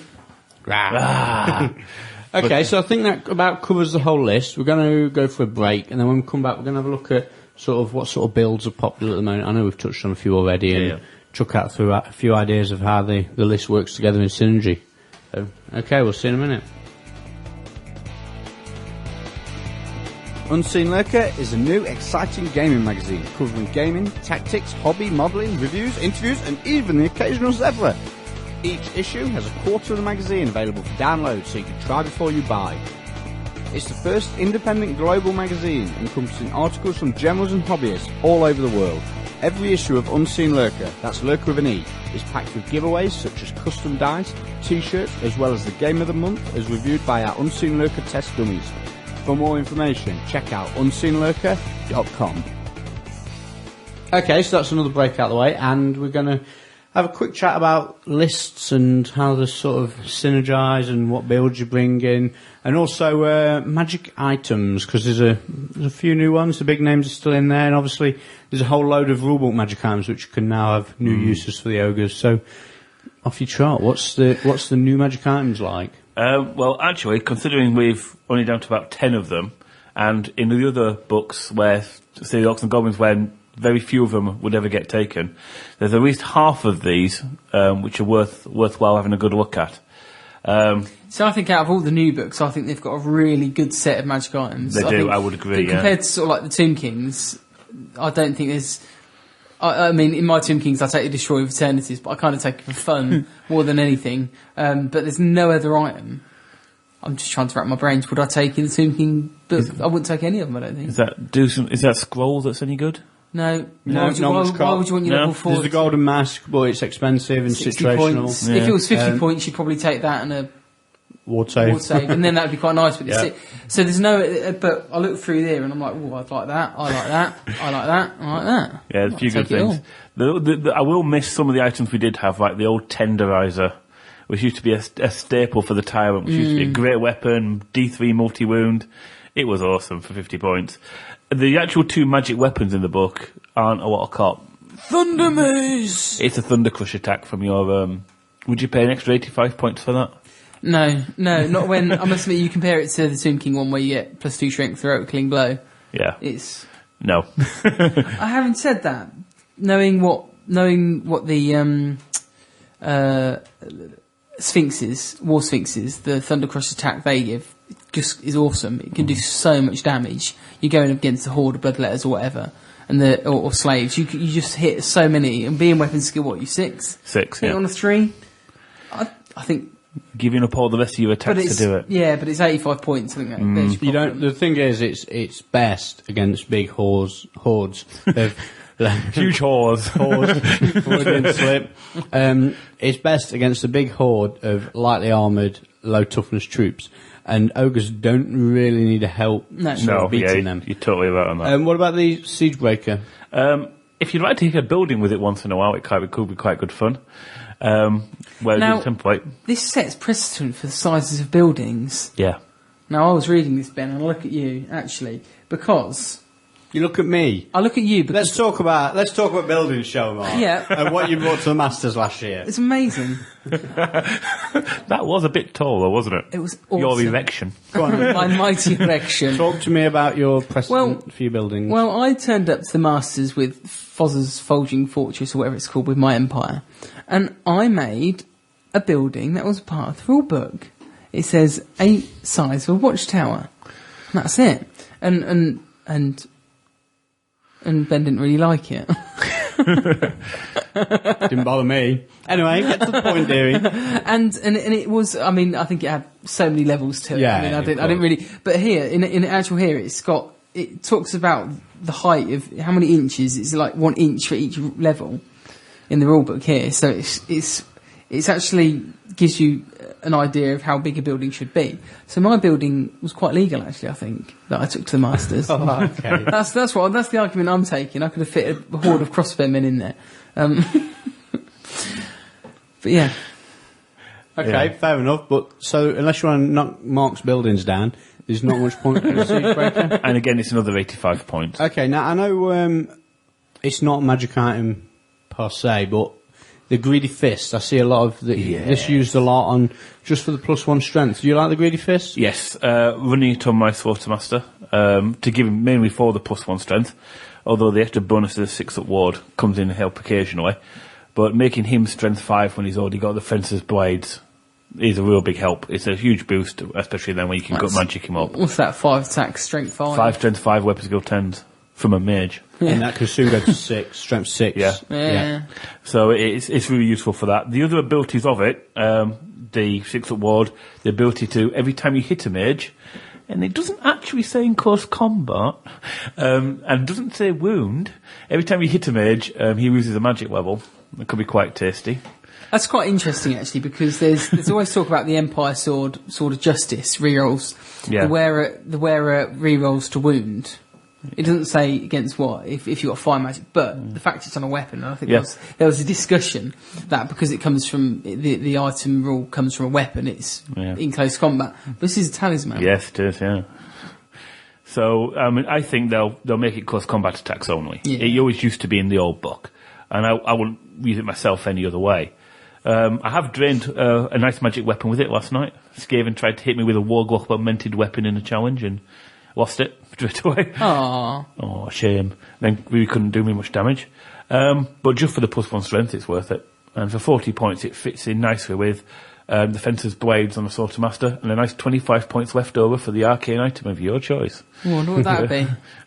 Earthing Rod or Dispel Scroll. And if you're running 2 fire bellies, you can easily get the rod. The Yeah, spell scroll Earthing and Rod the definitely. If Hellheart. you've got the 2 Phobos, yeah, definitely. Okay, so speaking of the Hellheart, how hobby wrecking is it really? It's not. No, I don't think not. it is either. It's so random. We have to roll distance in range, and it's d6 times 5 inches. And even then, the chance of it doing something game-breaking to the other side is rare. So, see, as someone who used to push around the Huanshi Totem back in the day, when it used to be the D6-inch extra move, it wasn't really random because you just went at the minimum distance. So can you not get your ogre into 5 inches of a wizard and then pop it? You can do, but you're often needing to give yourself the extra magic phase. There's so many big spells that can slaughter ogres. Pit of Shades, Crack's Call, Purple Sun, that often once you've used your scroll to maybe take away one of those threats, or a skipper eating A what? brass orb, a skipper eating brass orb guy, you want to stop the skipper with your scroll, you need to maybe blow it earlier than you might like, just to buy yourself the phase, which is its main use. So risk of the long range and... Yeah. It's all about management of it as well, Yeah. I think, to deal with it. Because I played against it, and I just made sure I pushed things forward, and my wizards stayed back. And Yeah, it did that. nothing. in And the game. bastard rolled a 6 and it went 30 inches and got I mean, one time that's going to happen to a vampire player, and it's going to ruin the game. Yeah. On turn 1. it'll just do that. That'll happen. There'll be the story some point. Now and again, yeah. But then Yeah. you but- get a lot of things do that. You in just Warhammer. have to manage it, Yeah. don't you? And Yeah. that's, What it mainly gives you is it buys you the magic phase. There's a bit that most people don't realise that for every wizard you make miscast, you gain a dispel dice, no matter what the effect of the miscast is. Didn't know that. Yeah. So So you've basically what the miscast, they're losing d6 dice from the power pool.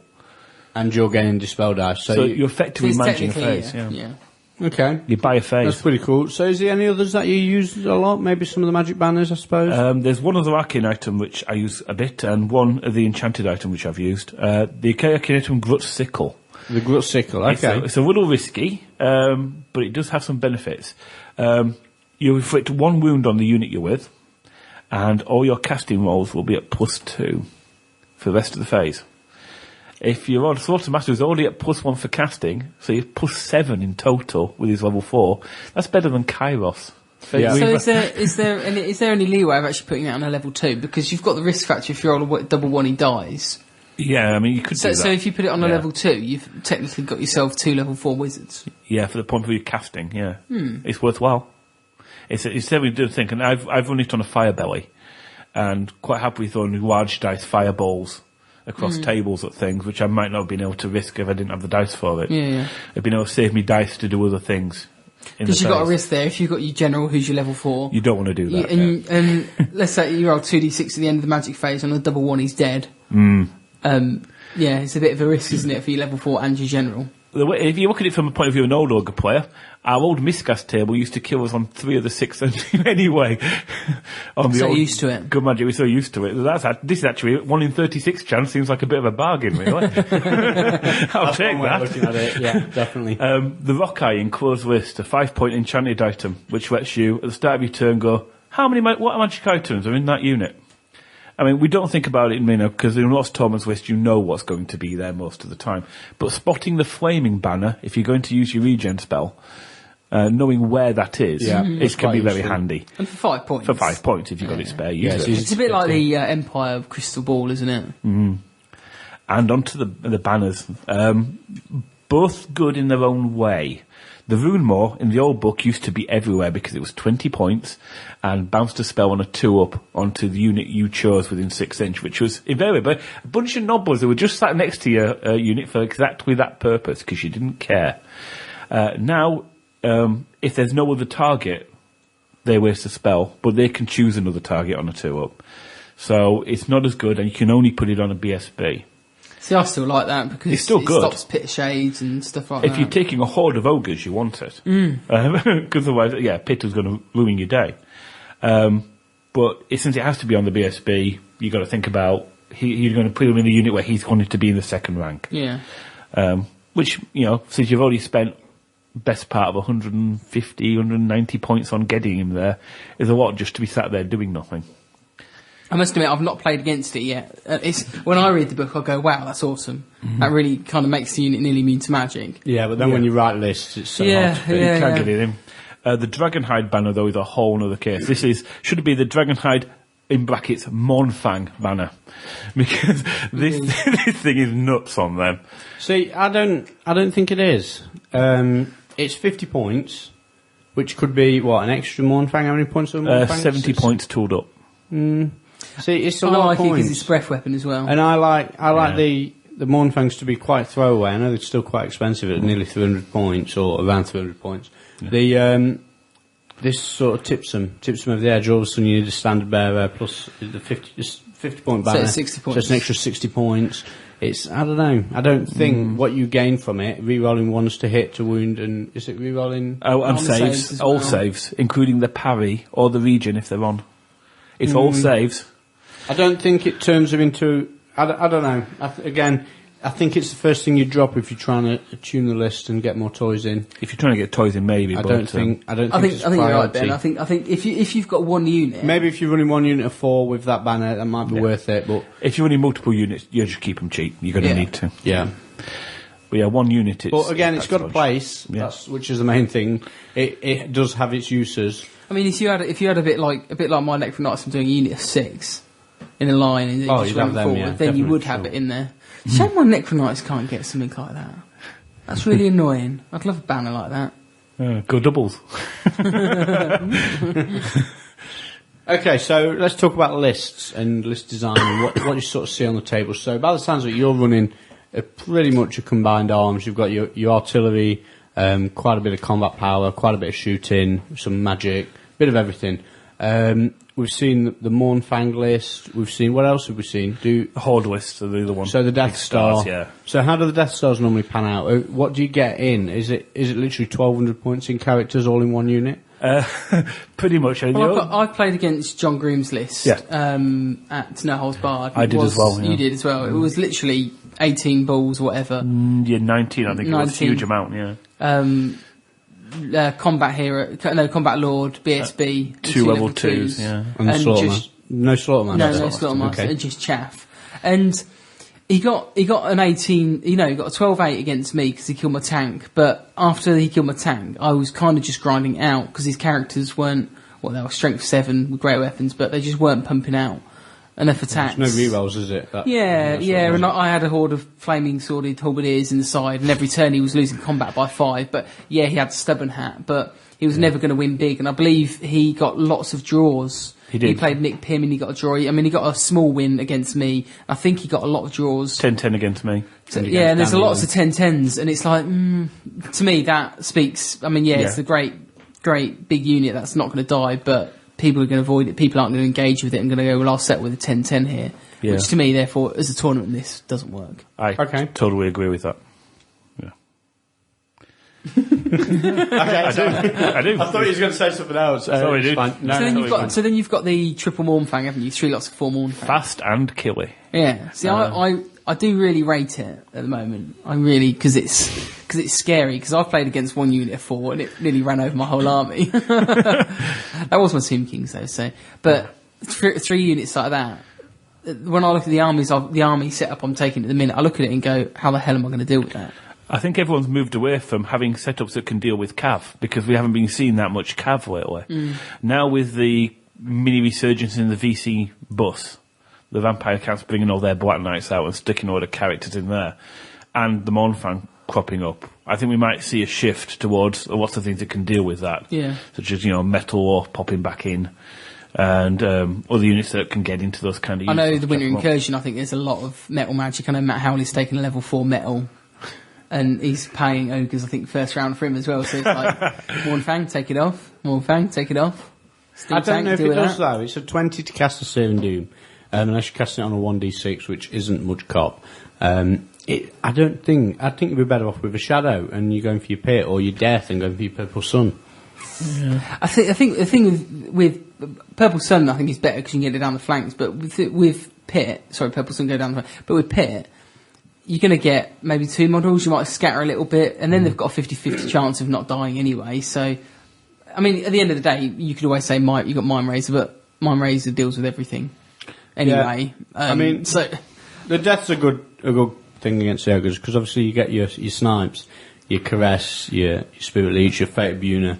You can just keep pointing it at one Ogre at a time and just killing them. On Shadow, the actually enfeebling foe on a Mournfang can make a huge difference to them, because when they're not hitting at strength 5 with the mount, and they're not getting the strength 5 impact hits because the strengths have dropped, it makes a huge difference. They'll just bounce off you. but then if you're strength 3, you've still got your 2-up armor save. And then you've still got the 3 ranks banner around them. Yeah, they do. On them. They're gonna they run. do rely on the wounds, so They have to dropping wound. the strength. Yeah, But it's not all about the Mournfangs, because obviously there's Ogres following them up. Yeah. Yeah. But generally, I think that's the key to that list, is the Mournfangs cause that much havoc, and they do die.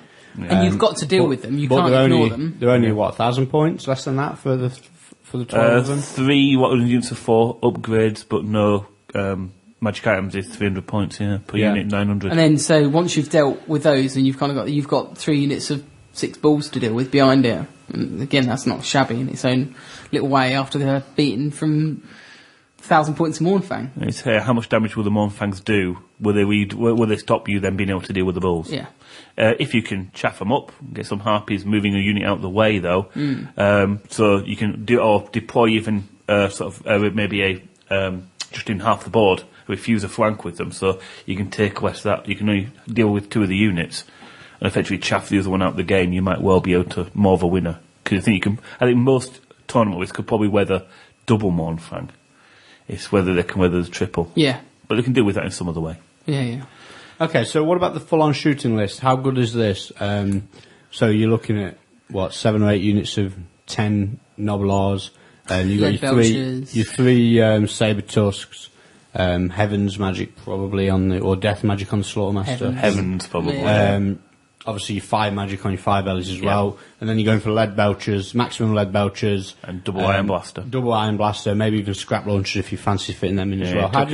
That's a huge amount of points. That's a huge amount of points, but it can actually reduce anything that could take ogres to very small amounts very quickly. And it can actually fight when people get across the board. So I've used it in bigger point games. The 4,000, I played a 5,000 point as well in the evening at No Holds Barred, and I had those kind of setups. Do you not cry when you play game that size? No, of it. Oh, we did it at Mansfield Mall. I nearly cried. I was sitting there rocking, going, "Why won't this game end?" too much Warhammer. I have done a couple of bigger ones because my own ogre collection extends to almost 20,000 points, and I have fielded. Weird. I have fielded everything at once, taking on 5 people at a time, which is a bit of a laugh. But the full-on shooter list, Lead Belchers can do enough damage to certainly drop anything to a level where they can handle it. The Iron Blasters can take out the artillery quite happily, and any big monsters that may try and get into the ogres. If you're chaffing things up with the Nobblers and that many Nobblers and that many Saber-Tusks, then you're getting to put your shooting units exactly where you want them, because you're seeing the entire enemy deployment by then. And you may be deployed about 300 points. And then you are going to get a lot of mileage out of it. Do you not think, though, that it boils down to too much shooting just doesn't work? Not in 8th edition. You need to be able to take the big unit off in combat, run it down, and then shooting you can whittle away it, but if you just whittle at a unit, it does nothing in the game, does it? Yeah, I still think you need in that list at least one solid block of ogres. Yeah, that's what your core troops going to do do. the damage, with the core troops. Just sit there with a big block of, say, Iron Guts, sticky characters in it, and go shoot you with the rest. It has mileage. Whether or not it's good enough for the tops of the tournament scene remains to be seen. If you were going to do a Mornfang list versus Ogre Shooty list, what would win? Ogre Shooty list. Think? Full armor save on the Mornfangs, wounding on 4s. I'd be happy to shoot Lead Belchers at Bretonnian Knights all day as well, who are as fast, who have the same armor save, who have a ward save, which the Mornfang don't then get. But then they just get 1 round of shooting, and that's it. No, because the way True Line of Sight works, the Nobblers in front of them, I can quite happily see over the top of them. Yeah. And they're going to move at an angle, and I'm going to get at least a couple of rounds of shooting before your Mornfang are going to get there. And with multiple Nobbler units, maybe that 2, 3 or 4. Yeah. So no, they're going to get there. I think a well-designed shooter with would take the triple Mornfang. Again, it depends down to the player, I think. Okay, is there any other sort of builds that? Yeah. Oh, there's the monsters as well, isn't there? You can go all the monsters. Never seen that before. You have, Ben, haven't you? Played I liked it. I liked it a lot. It's definitely fun and fluffy. I think if you're comparing it to something like the Double of Ragnarok and Warboss list that I know Dave Sweeting's run within his Orcs and Goblins. I think it's a bit more powerful than that, because although you've got a lot of points in the monsters, your characters aren't on the monsters other than the hunter. Yeah. So you've still got 600 points in Lords that you can spend and keep fairly safe in one big Death Star unit. Because that's what you'd run. You'd run the monsters and the Death Star. Yeah. So yeah, I do like it. I like it a lot. You can effectively probably throw them away into things, and if you want to team them up and put, say, 2 Stonehorns into something, that's 6 D3 impact hits. Yeah. So given the choice, though, if you could choose between a Stonehorn and a unit 4 Mornfang, what would you have if you had to choose? Stonehorn's got cheaper. Stonehorn is a smaller base size.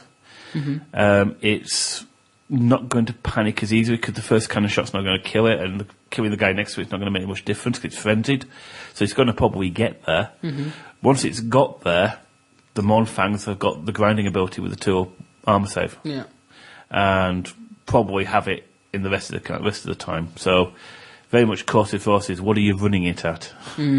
For me, because I like the model, I probably want to go Stonehorn. Yeah. Because it saves me more points to use elsewhere as well. Yeah. But yeah, it's a good question though. Okay. I think that about wraps it all up. Is there anything else you want to add on the ogres? One thing we're doing with them on the Ogre Stronghold, which I don't know if anyone else might want to pick this up for their particular fun armies, is I invented something called the Ogre Achievements, which comes out of the whole gaming thing, stuff that we all do. You know, various things you do on your Xbox you can earn your achievements for. We came up with a list of 101 different achievements you could try with the ogres. Some were hobbying them and painting them, and others were silly things you had to try and do in games, like, you know, see if you can kill a character with a killing blow and a scrap launcher. That's an achievement. And see if you can steal someone's magic item with the Noble Thief Stone, which allows you to suck magic items off the opposing army on the right kind of rolls if they're carrying them. Those are achievements. There's loads of other ones as well, simple ones like kill 5 or more models with Firebow's breath weapon, or get at least 5 or 6 models with the Noble Trappers. And this has built up tons of people coming into the Stronghold just to try and get the list of achievements. I think Quite like that. So you can Hey, find Ben, this... it's nearly hobby playing, not just winning. yeah. No, I'm Hobbying. thinking of the things you could have in there. Though. You There's could loads of stuff. Make a grown man cry with your purple sun and things like that. I think we've got See, no, you're going back to the beat the enemy. Not it's meant to be hobby focused, sorry. Ben. yeah. Take his models off with purple sun and my razor. Oh, I did that anyway. There's one called Why Do I Bother for losing 3 games with the Ogres in a row? Something like that. There's Yeah, loads I of them like there. that. So that's the Ogre Stronghold, and just Ogrestronghold.com. okay. Come check it out. Excellent. We'll have the link in the show notes. Check. Okay, I think that about covers all the ogres. There's one thing I want to talk about actually while we're doing an army book review, and Gareth sat here awfully quiet because it's not really didn't really have anything to add on the subject, unfortunately. But what It was far too, I apologise, ladies, but I couldn't, there's nothing I could interject. It was far too involved for me.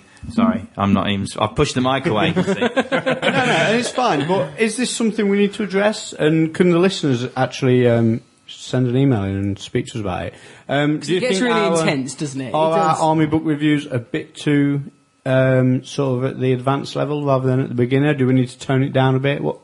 Because it does get. I mean, I could sit here and talk about army books all day and play games and stuff like that. But if that's not what listeners want out, No offence to Joel at all, because, you know, this is obviously, this is your passion, but because it includes lots of words and things, it all went over my head. You see, you mentioned whores, I didn't even jump on that, and that's the first thing I'd do. I think he was hitting on that, wasn't he? Yeah, do you know what I mean? I've lost all of my powers. You've sucked the enemy.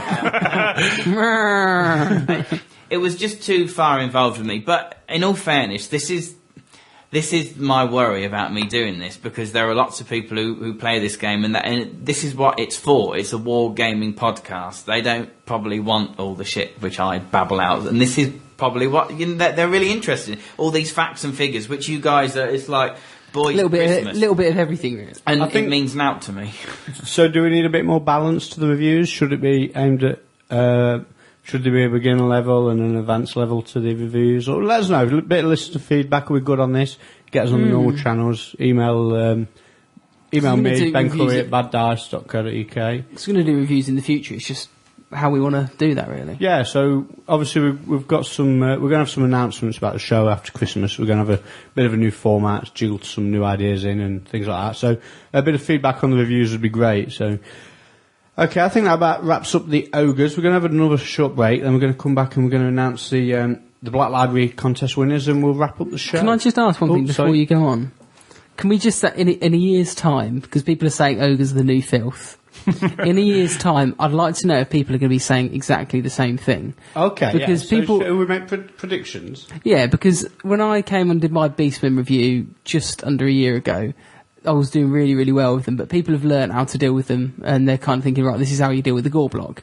Now, are we going to do the same with the ogres, where people are going to say, oh, they're filthy, they're really hard to play against? It's like people comping beastmen in tournaments. It's like, why have you done that? Oh, I'm not going to get on my soapbox about that, but anyway. And then are people going to do the same about ogres? No, don't encourage me to get on my soapbox. Let me have my £4 dice per turn. No, £4. Mark's moaning because people comp the Herdstone when he thinks beastmen don't actually need comping. do they need the comping? I'm not getting into it. Do they need it? Answer I'm it. bored, it's late. Quickly, hurry up. Predictions for the ogres. Do we think they're going to be a powerhouse in 2012?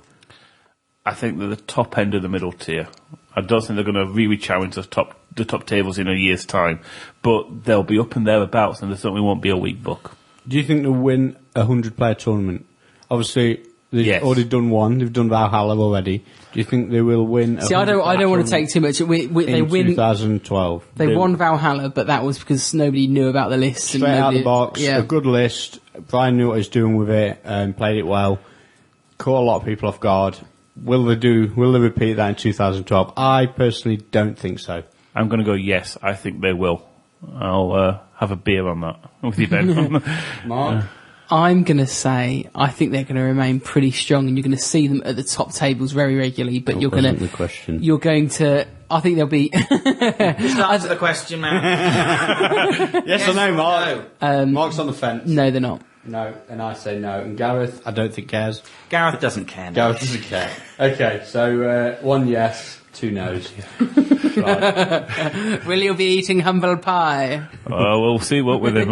We'll see. I mean, you did say 2012, so if I do it at, if I somehow manage to ace one out the box at Winter Incursion, that doesn't count then, does it? Oh, it's anyone's tournament. No, I'm not there. And on that note, we'll go for the short break.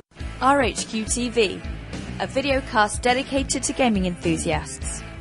Catch the latest tabletop gaming products, get painting and modelling tips from industry experts, watch interviews with leading industry personalities, and in full high-definition video.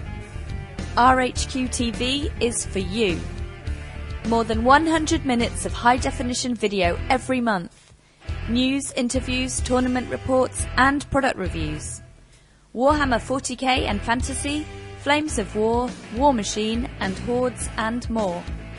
www.rankingshq.com. RHQ TV. Game on. Okay, so that's another show wrapped up. Big thanks to Joel for coming on over and talking all about the ogres. Thanks very much for having me. And obviously thanks to Mark and Gareth for coming down again. Yay! And we've Yes. yes. Yes. We've got a few bits to wrap up before we get out of here. So the Black Library contest. I don't know if anyone follows on Twitter. I was posting a picture of all the books that we're going to give away. There's over £500 worth of retail worth of books. So Ben's got piles. Big thanks to the Black Library for giving them all, giving us all the books, and I'm going to give them away to some lucky competition winners. So it was dead easy for anyone to sign up. All you had to do was be a Snake Eyes member and put your name in the competition thread. So it can't be much easier than that, really. I have in front of me 43 names, which, to be fair, I think it's not really that many, considering there's about 200 or 300 people on the Snake Eyes section, and it doesn't take anything to enter. And these were free gifts. Free gifts, You and people prats. didn't put the name down. Well, if they can't read the instructions, they can't read the books. Yeah, so, I don't know. Maybe. So, you three haven't seen the list I've got in front of me. Nope. And so I'm going to get you to pick numbers at random. So we'll start with Joel. 2 numbers, please. 24 and 30. So, 24 is James Jenks. 30 is Fishface. Lovely username there. Gareth. 11, my birthday. Albert James Barr. Hello, Albert James Barr. That's a fantasy name, isn't it? And 22, which is Mark's birthday. Oh, that's Sean Gill from the 2 Gamer Radio podcast. Seen Gill. Oh, I know. Gill. Do I know? Okay, and Tits boy. Oh, Tits Boy. Tits Boy and Mark. Now, I always think this number gets left out in these competitions. 69. Number 1. Number 1, Cerebrus. Cerebrus! Guy from my club. What Yeah. does that mean? Is it really? You can take a box with you for him. Simon, I'll take it down to He'll him, never yeah. get it, will he? Yeah, it's Simon. It might be a while getting to him, yeah. And last but not least, 34. 34 is Dan R. So, the lucky winners will have a box of Black Library books, just under 2 kilograms worth, winging the way to you. Apparently it's a magic number for postage, so it doesn't actually cost me a small fortune to send them all out. So yeah, basically I've got divided the pile up into 6 even amounts, and yeah, some lucky winners can hopefully enjoy some books before Christmas. So yeah, send me an email with your name and address, and I'll get them out to you as soon as possible. Okay, another, not really a contest, but a thing we've been running. So it's what the hell is Gareth on about? So we had quite a few tweets on this, haven't you? Yeah. And are we going to announce we've had a winner? Yep. And winner is? The winner is. Nate Satan. And what was the model that you were talking about? No fucking idea. Okay, so it's the old 40k second edition Carnifex. Carnifex. So it's the old like screaming. Go back and listen to it, and then you can sort of look at the model. With the leg warmers. I think the model is awesome. And I was saying to Gareth the other night, I was like, if I could get a model, like an old model to paint, that'd probably be one of them. I think it's an awesome model. With this little gay leg warmers on. Yeah. Sorry if I confused everybody, but it was on a different kind of base, so I got really confused. But that was part I'm a of noob. It's Yeah, we part get of the that. fun. Okay, so what else have we got? I want to give a plug to Odd Games, one of our sponsors. They've got a massive Christmas sale on. Basically, they're offloading all the stock of Games Workshop products, so get yourself over to the Odd Games website. Anything they've got in stock from GW, they're selling at 25% off, so grab yourself a bargain before Christmas. Twitter plugs, I think we're all on Twitter, aren't we? What's your username, Joel? Joel _Henry. Double underscore, Double just to underscore. be contrite, eh? Someone had taken the one. Okay, and then we've got at Purple Husky. Purple Husky, that's me. We've got at Mark the Beastman. And at Bad Dice _podcast. So yeah, send us some feedback on the show. There's plenty of stuff to feedback about on this one, I think. Let us know how you found the Ogre review. And we're also going to do a How to Beat the Ogres Snake Eyes instalment. So you can sign up to the Snake Eyes at baddice.co.uk/Snake Eyes and listen to how to take apart this new filth. So until next time, and it will be the new year. Enjoy your Christmas. And, Happy New Year! Merry Christmas, everyone. Merry Christmas, and we'll see you See next how year. long's on. And wait. Oh. Oh, sorry, you did ask me this, and I've not wrote it down. No. So, Gareth's album is now gone digital, so Yeah. you can grab it on iTunes, on Amazon. Yeah, iTunes and Amazon and several other downloadable sites. And I think it's on Spotify as well, but I really don't get anything from them when people play my stuff. But what I did want to say is thank you very much for the people who messaged me, private messaged me as well about the song that was at the end of a couple of episodes ago. And also for the people that have brought the albums at the tournaments as well. Joel, you'll be one of them. Yeah, it's a great album. Doing the car at the moment. Oh, awesome. Thank you very So, much. see, I'm the worst album listener because I don't look at the case when I listen to the album. But there's a song on it I really like, actually. I think it's track 9, and it's got a girl singing it. Is it just piano? Might be, yes. No, it's got a lady sing. oh, right, okay. It's got a woman singer on it, and I really like that one. But I didn't get the song name because I never look at the box while I'm playing it. I need a better CD player in my car, in my van, so it'll show me the name of the songs while it plays it. But yeah, I'm pretty sure it was track 9. I really like that one. In fact, I might play that one at the end of the show if you don't mind. No. Because it was one of my favourites on the album. I really appreciate the fact that people are giving me constructive and truthful criticisms and critiques about it. To me, that's really what you important. need, isn't it? Yeah, absolutely. I'll speak up about it because you're not very good at blowing your own trumpet. And I think, well, you are actually, but Very flexible. I mean, having sort of been sort of part of Gareth making it and writing it and producing it, I've seen it through its sort of like incarnations and the amount of work that goes into it. When I tell people at work, or I announced it in No Holds Barred, it's like, we've got a CD, and people just think, it's a crappy little thing where they've just done it in their garage with a couple of mates and a dodgy guitar or whatever, and it's just a copy. But it's not. It's a proper. No, it's a full production, isn't it? full Yeah. production. I mean, This is my career. I'm a professional writer. I'm not just something I do. in my and it garage. is. I mean, it's gone to proper printers and everything like that, and all the people. I mean, all the people have got the proper sort of West End leading ladies, leading men singing on the CD. I mean, they're awesome, phenomenal singers. And the one thing I will say about the album is you've got such a range of music. You've got rock, you've got musical theatre, you've got instrumental, sort of like more classical edges to it. And there's kind of like a kaleidoscope of music. So if you want a CD where you've just got different kind of musics that you like, I mean, you can, if there's songs you don't like, you just skip it. I mean, there's one song on there that I don't really like, but that's just through personal preference. That's not because it's a bad song. It's just I'm not too keen on it. You skipped me this evening, bitch, in the car. I did on the way there. Skip the track while Gareth was sat there. I don't mind, and I understand, and I've always understood, because I'm a creative person, that music and art is subjective. I understand everybody can't like everything, but you just have to be constructive about it and be truthful. If you don't like it, it's fine. My dad told me today there's one track he doesn't like on it. I don't cry about it. I want people to be truthful, because that is the whole, theatrical world, that is the whole art world. And, I say if I think stuff's shit. But I just appreciate it when people give me constructive criticism in a professional and unbiased way. I mean, Mark tells me that the stuff he doesn't like all the time. I'm your harshest critic, aren't I? But I really appreciate actually what Mark's just said, and he probably will be getting laid tonight for that. No. We don't need to hear that shit. No. I don't apologise at all. No, of course you don't. My stuff has sold all over the world. I mean, my last album's in 4 countries, and I just hope that this can, be as big as that. It's already sold in 3 countries, that different shops.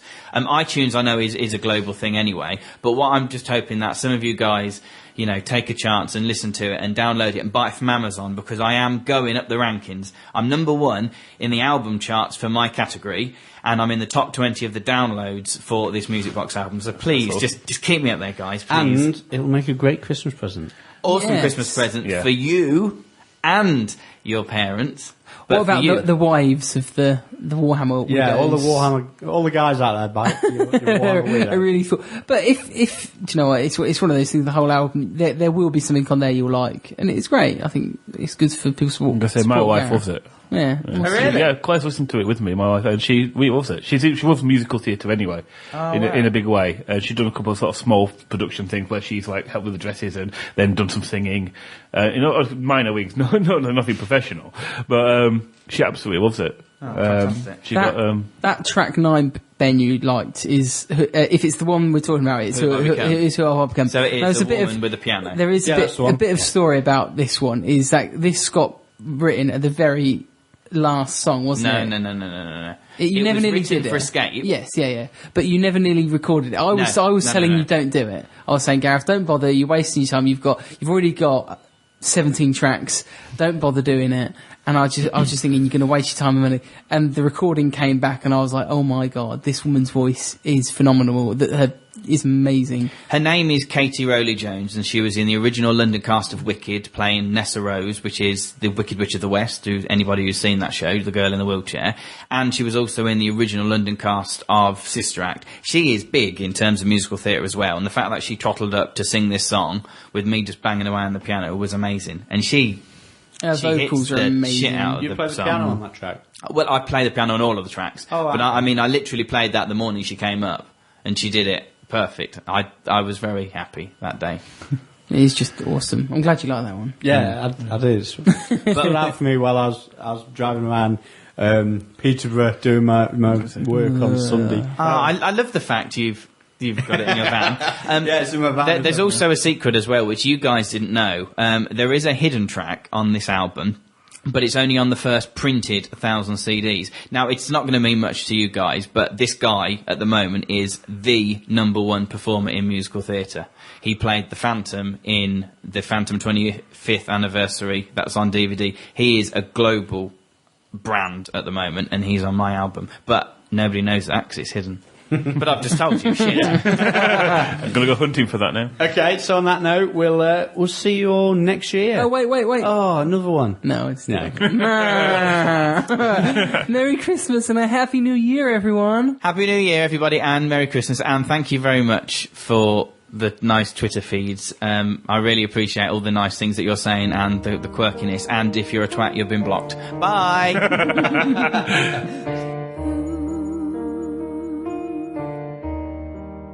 Whose is this face I see that once was me? I can't recall. Once I loved for days, now hatred flows like wine. I don't know whose is the face. Who have I become? I once fought for power, battling truth for love. Loving's what propels our lives, severing meaning, destroying, believing that's love. All I see is his face, all I hear is his voice. I was whole when he smiled, but he wasn't mine. I never kissed, I never held, that truth was hers. Oh God, look at me now, tearing the girl, savaging life. I'm bleeding her, breaking her. Who have I become?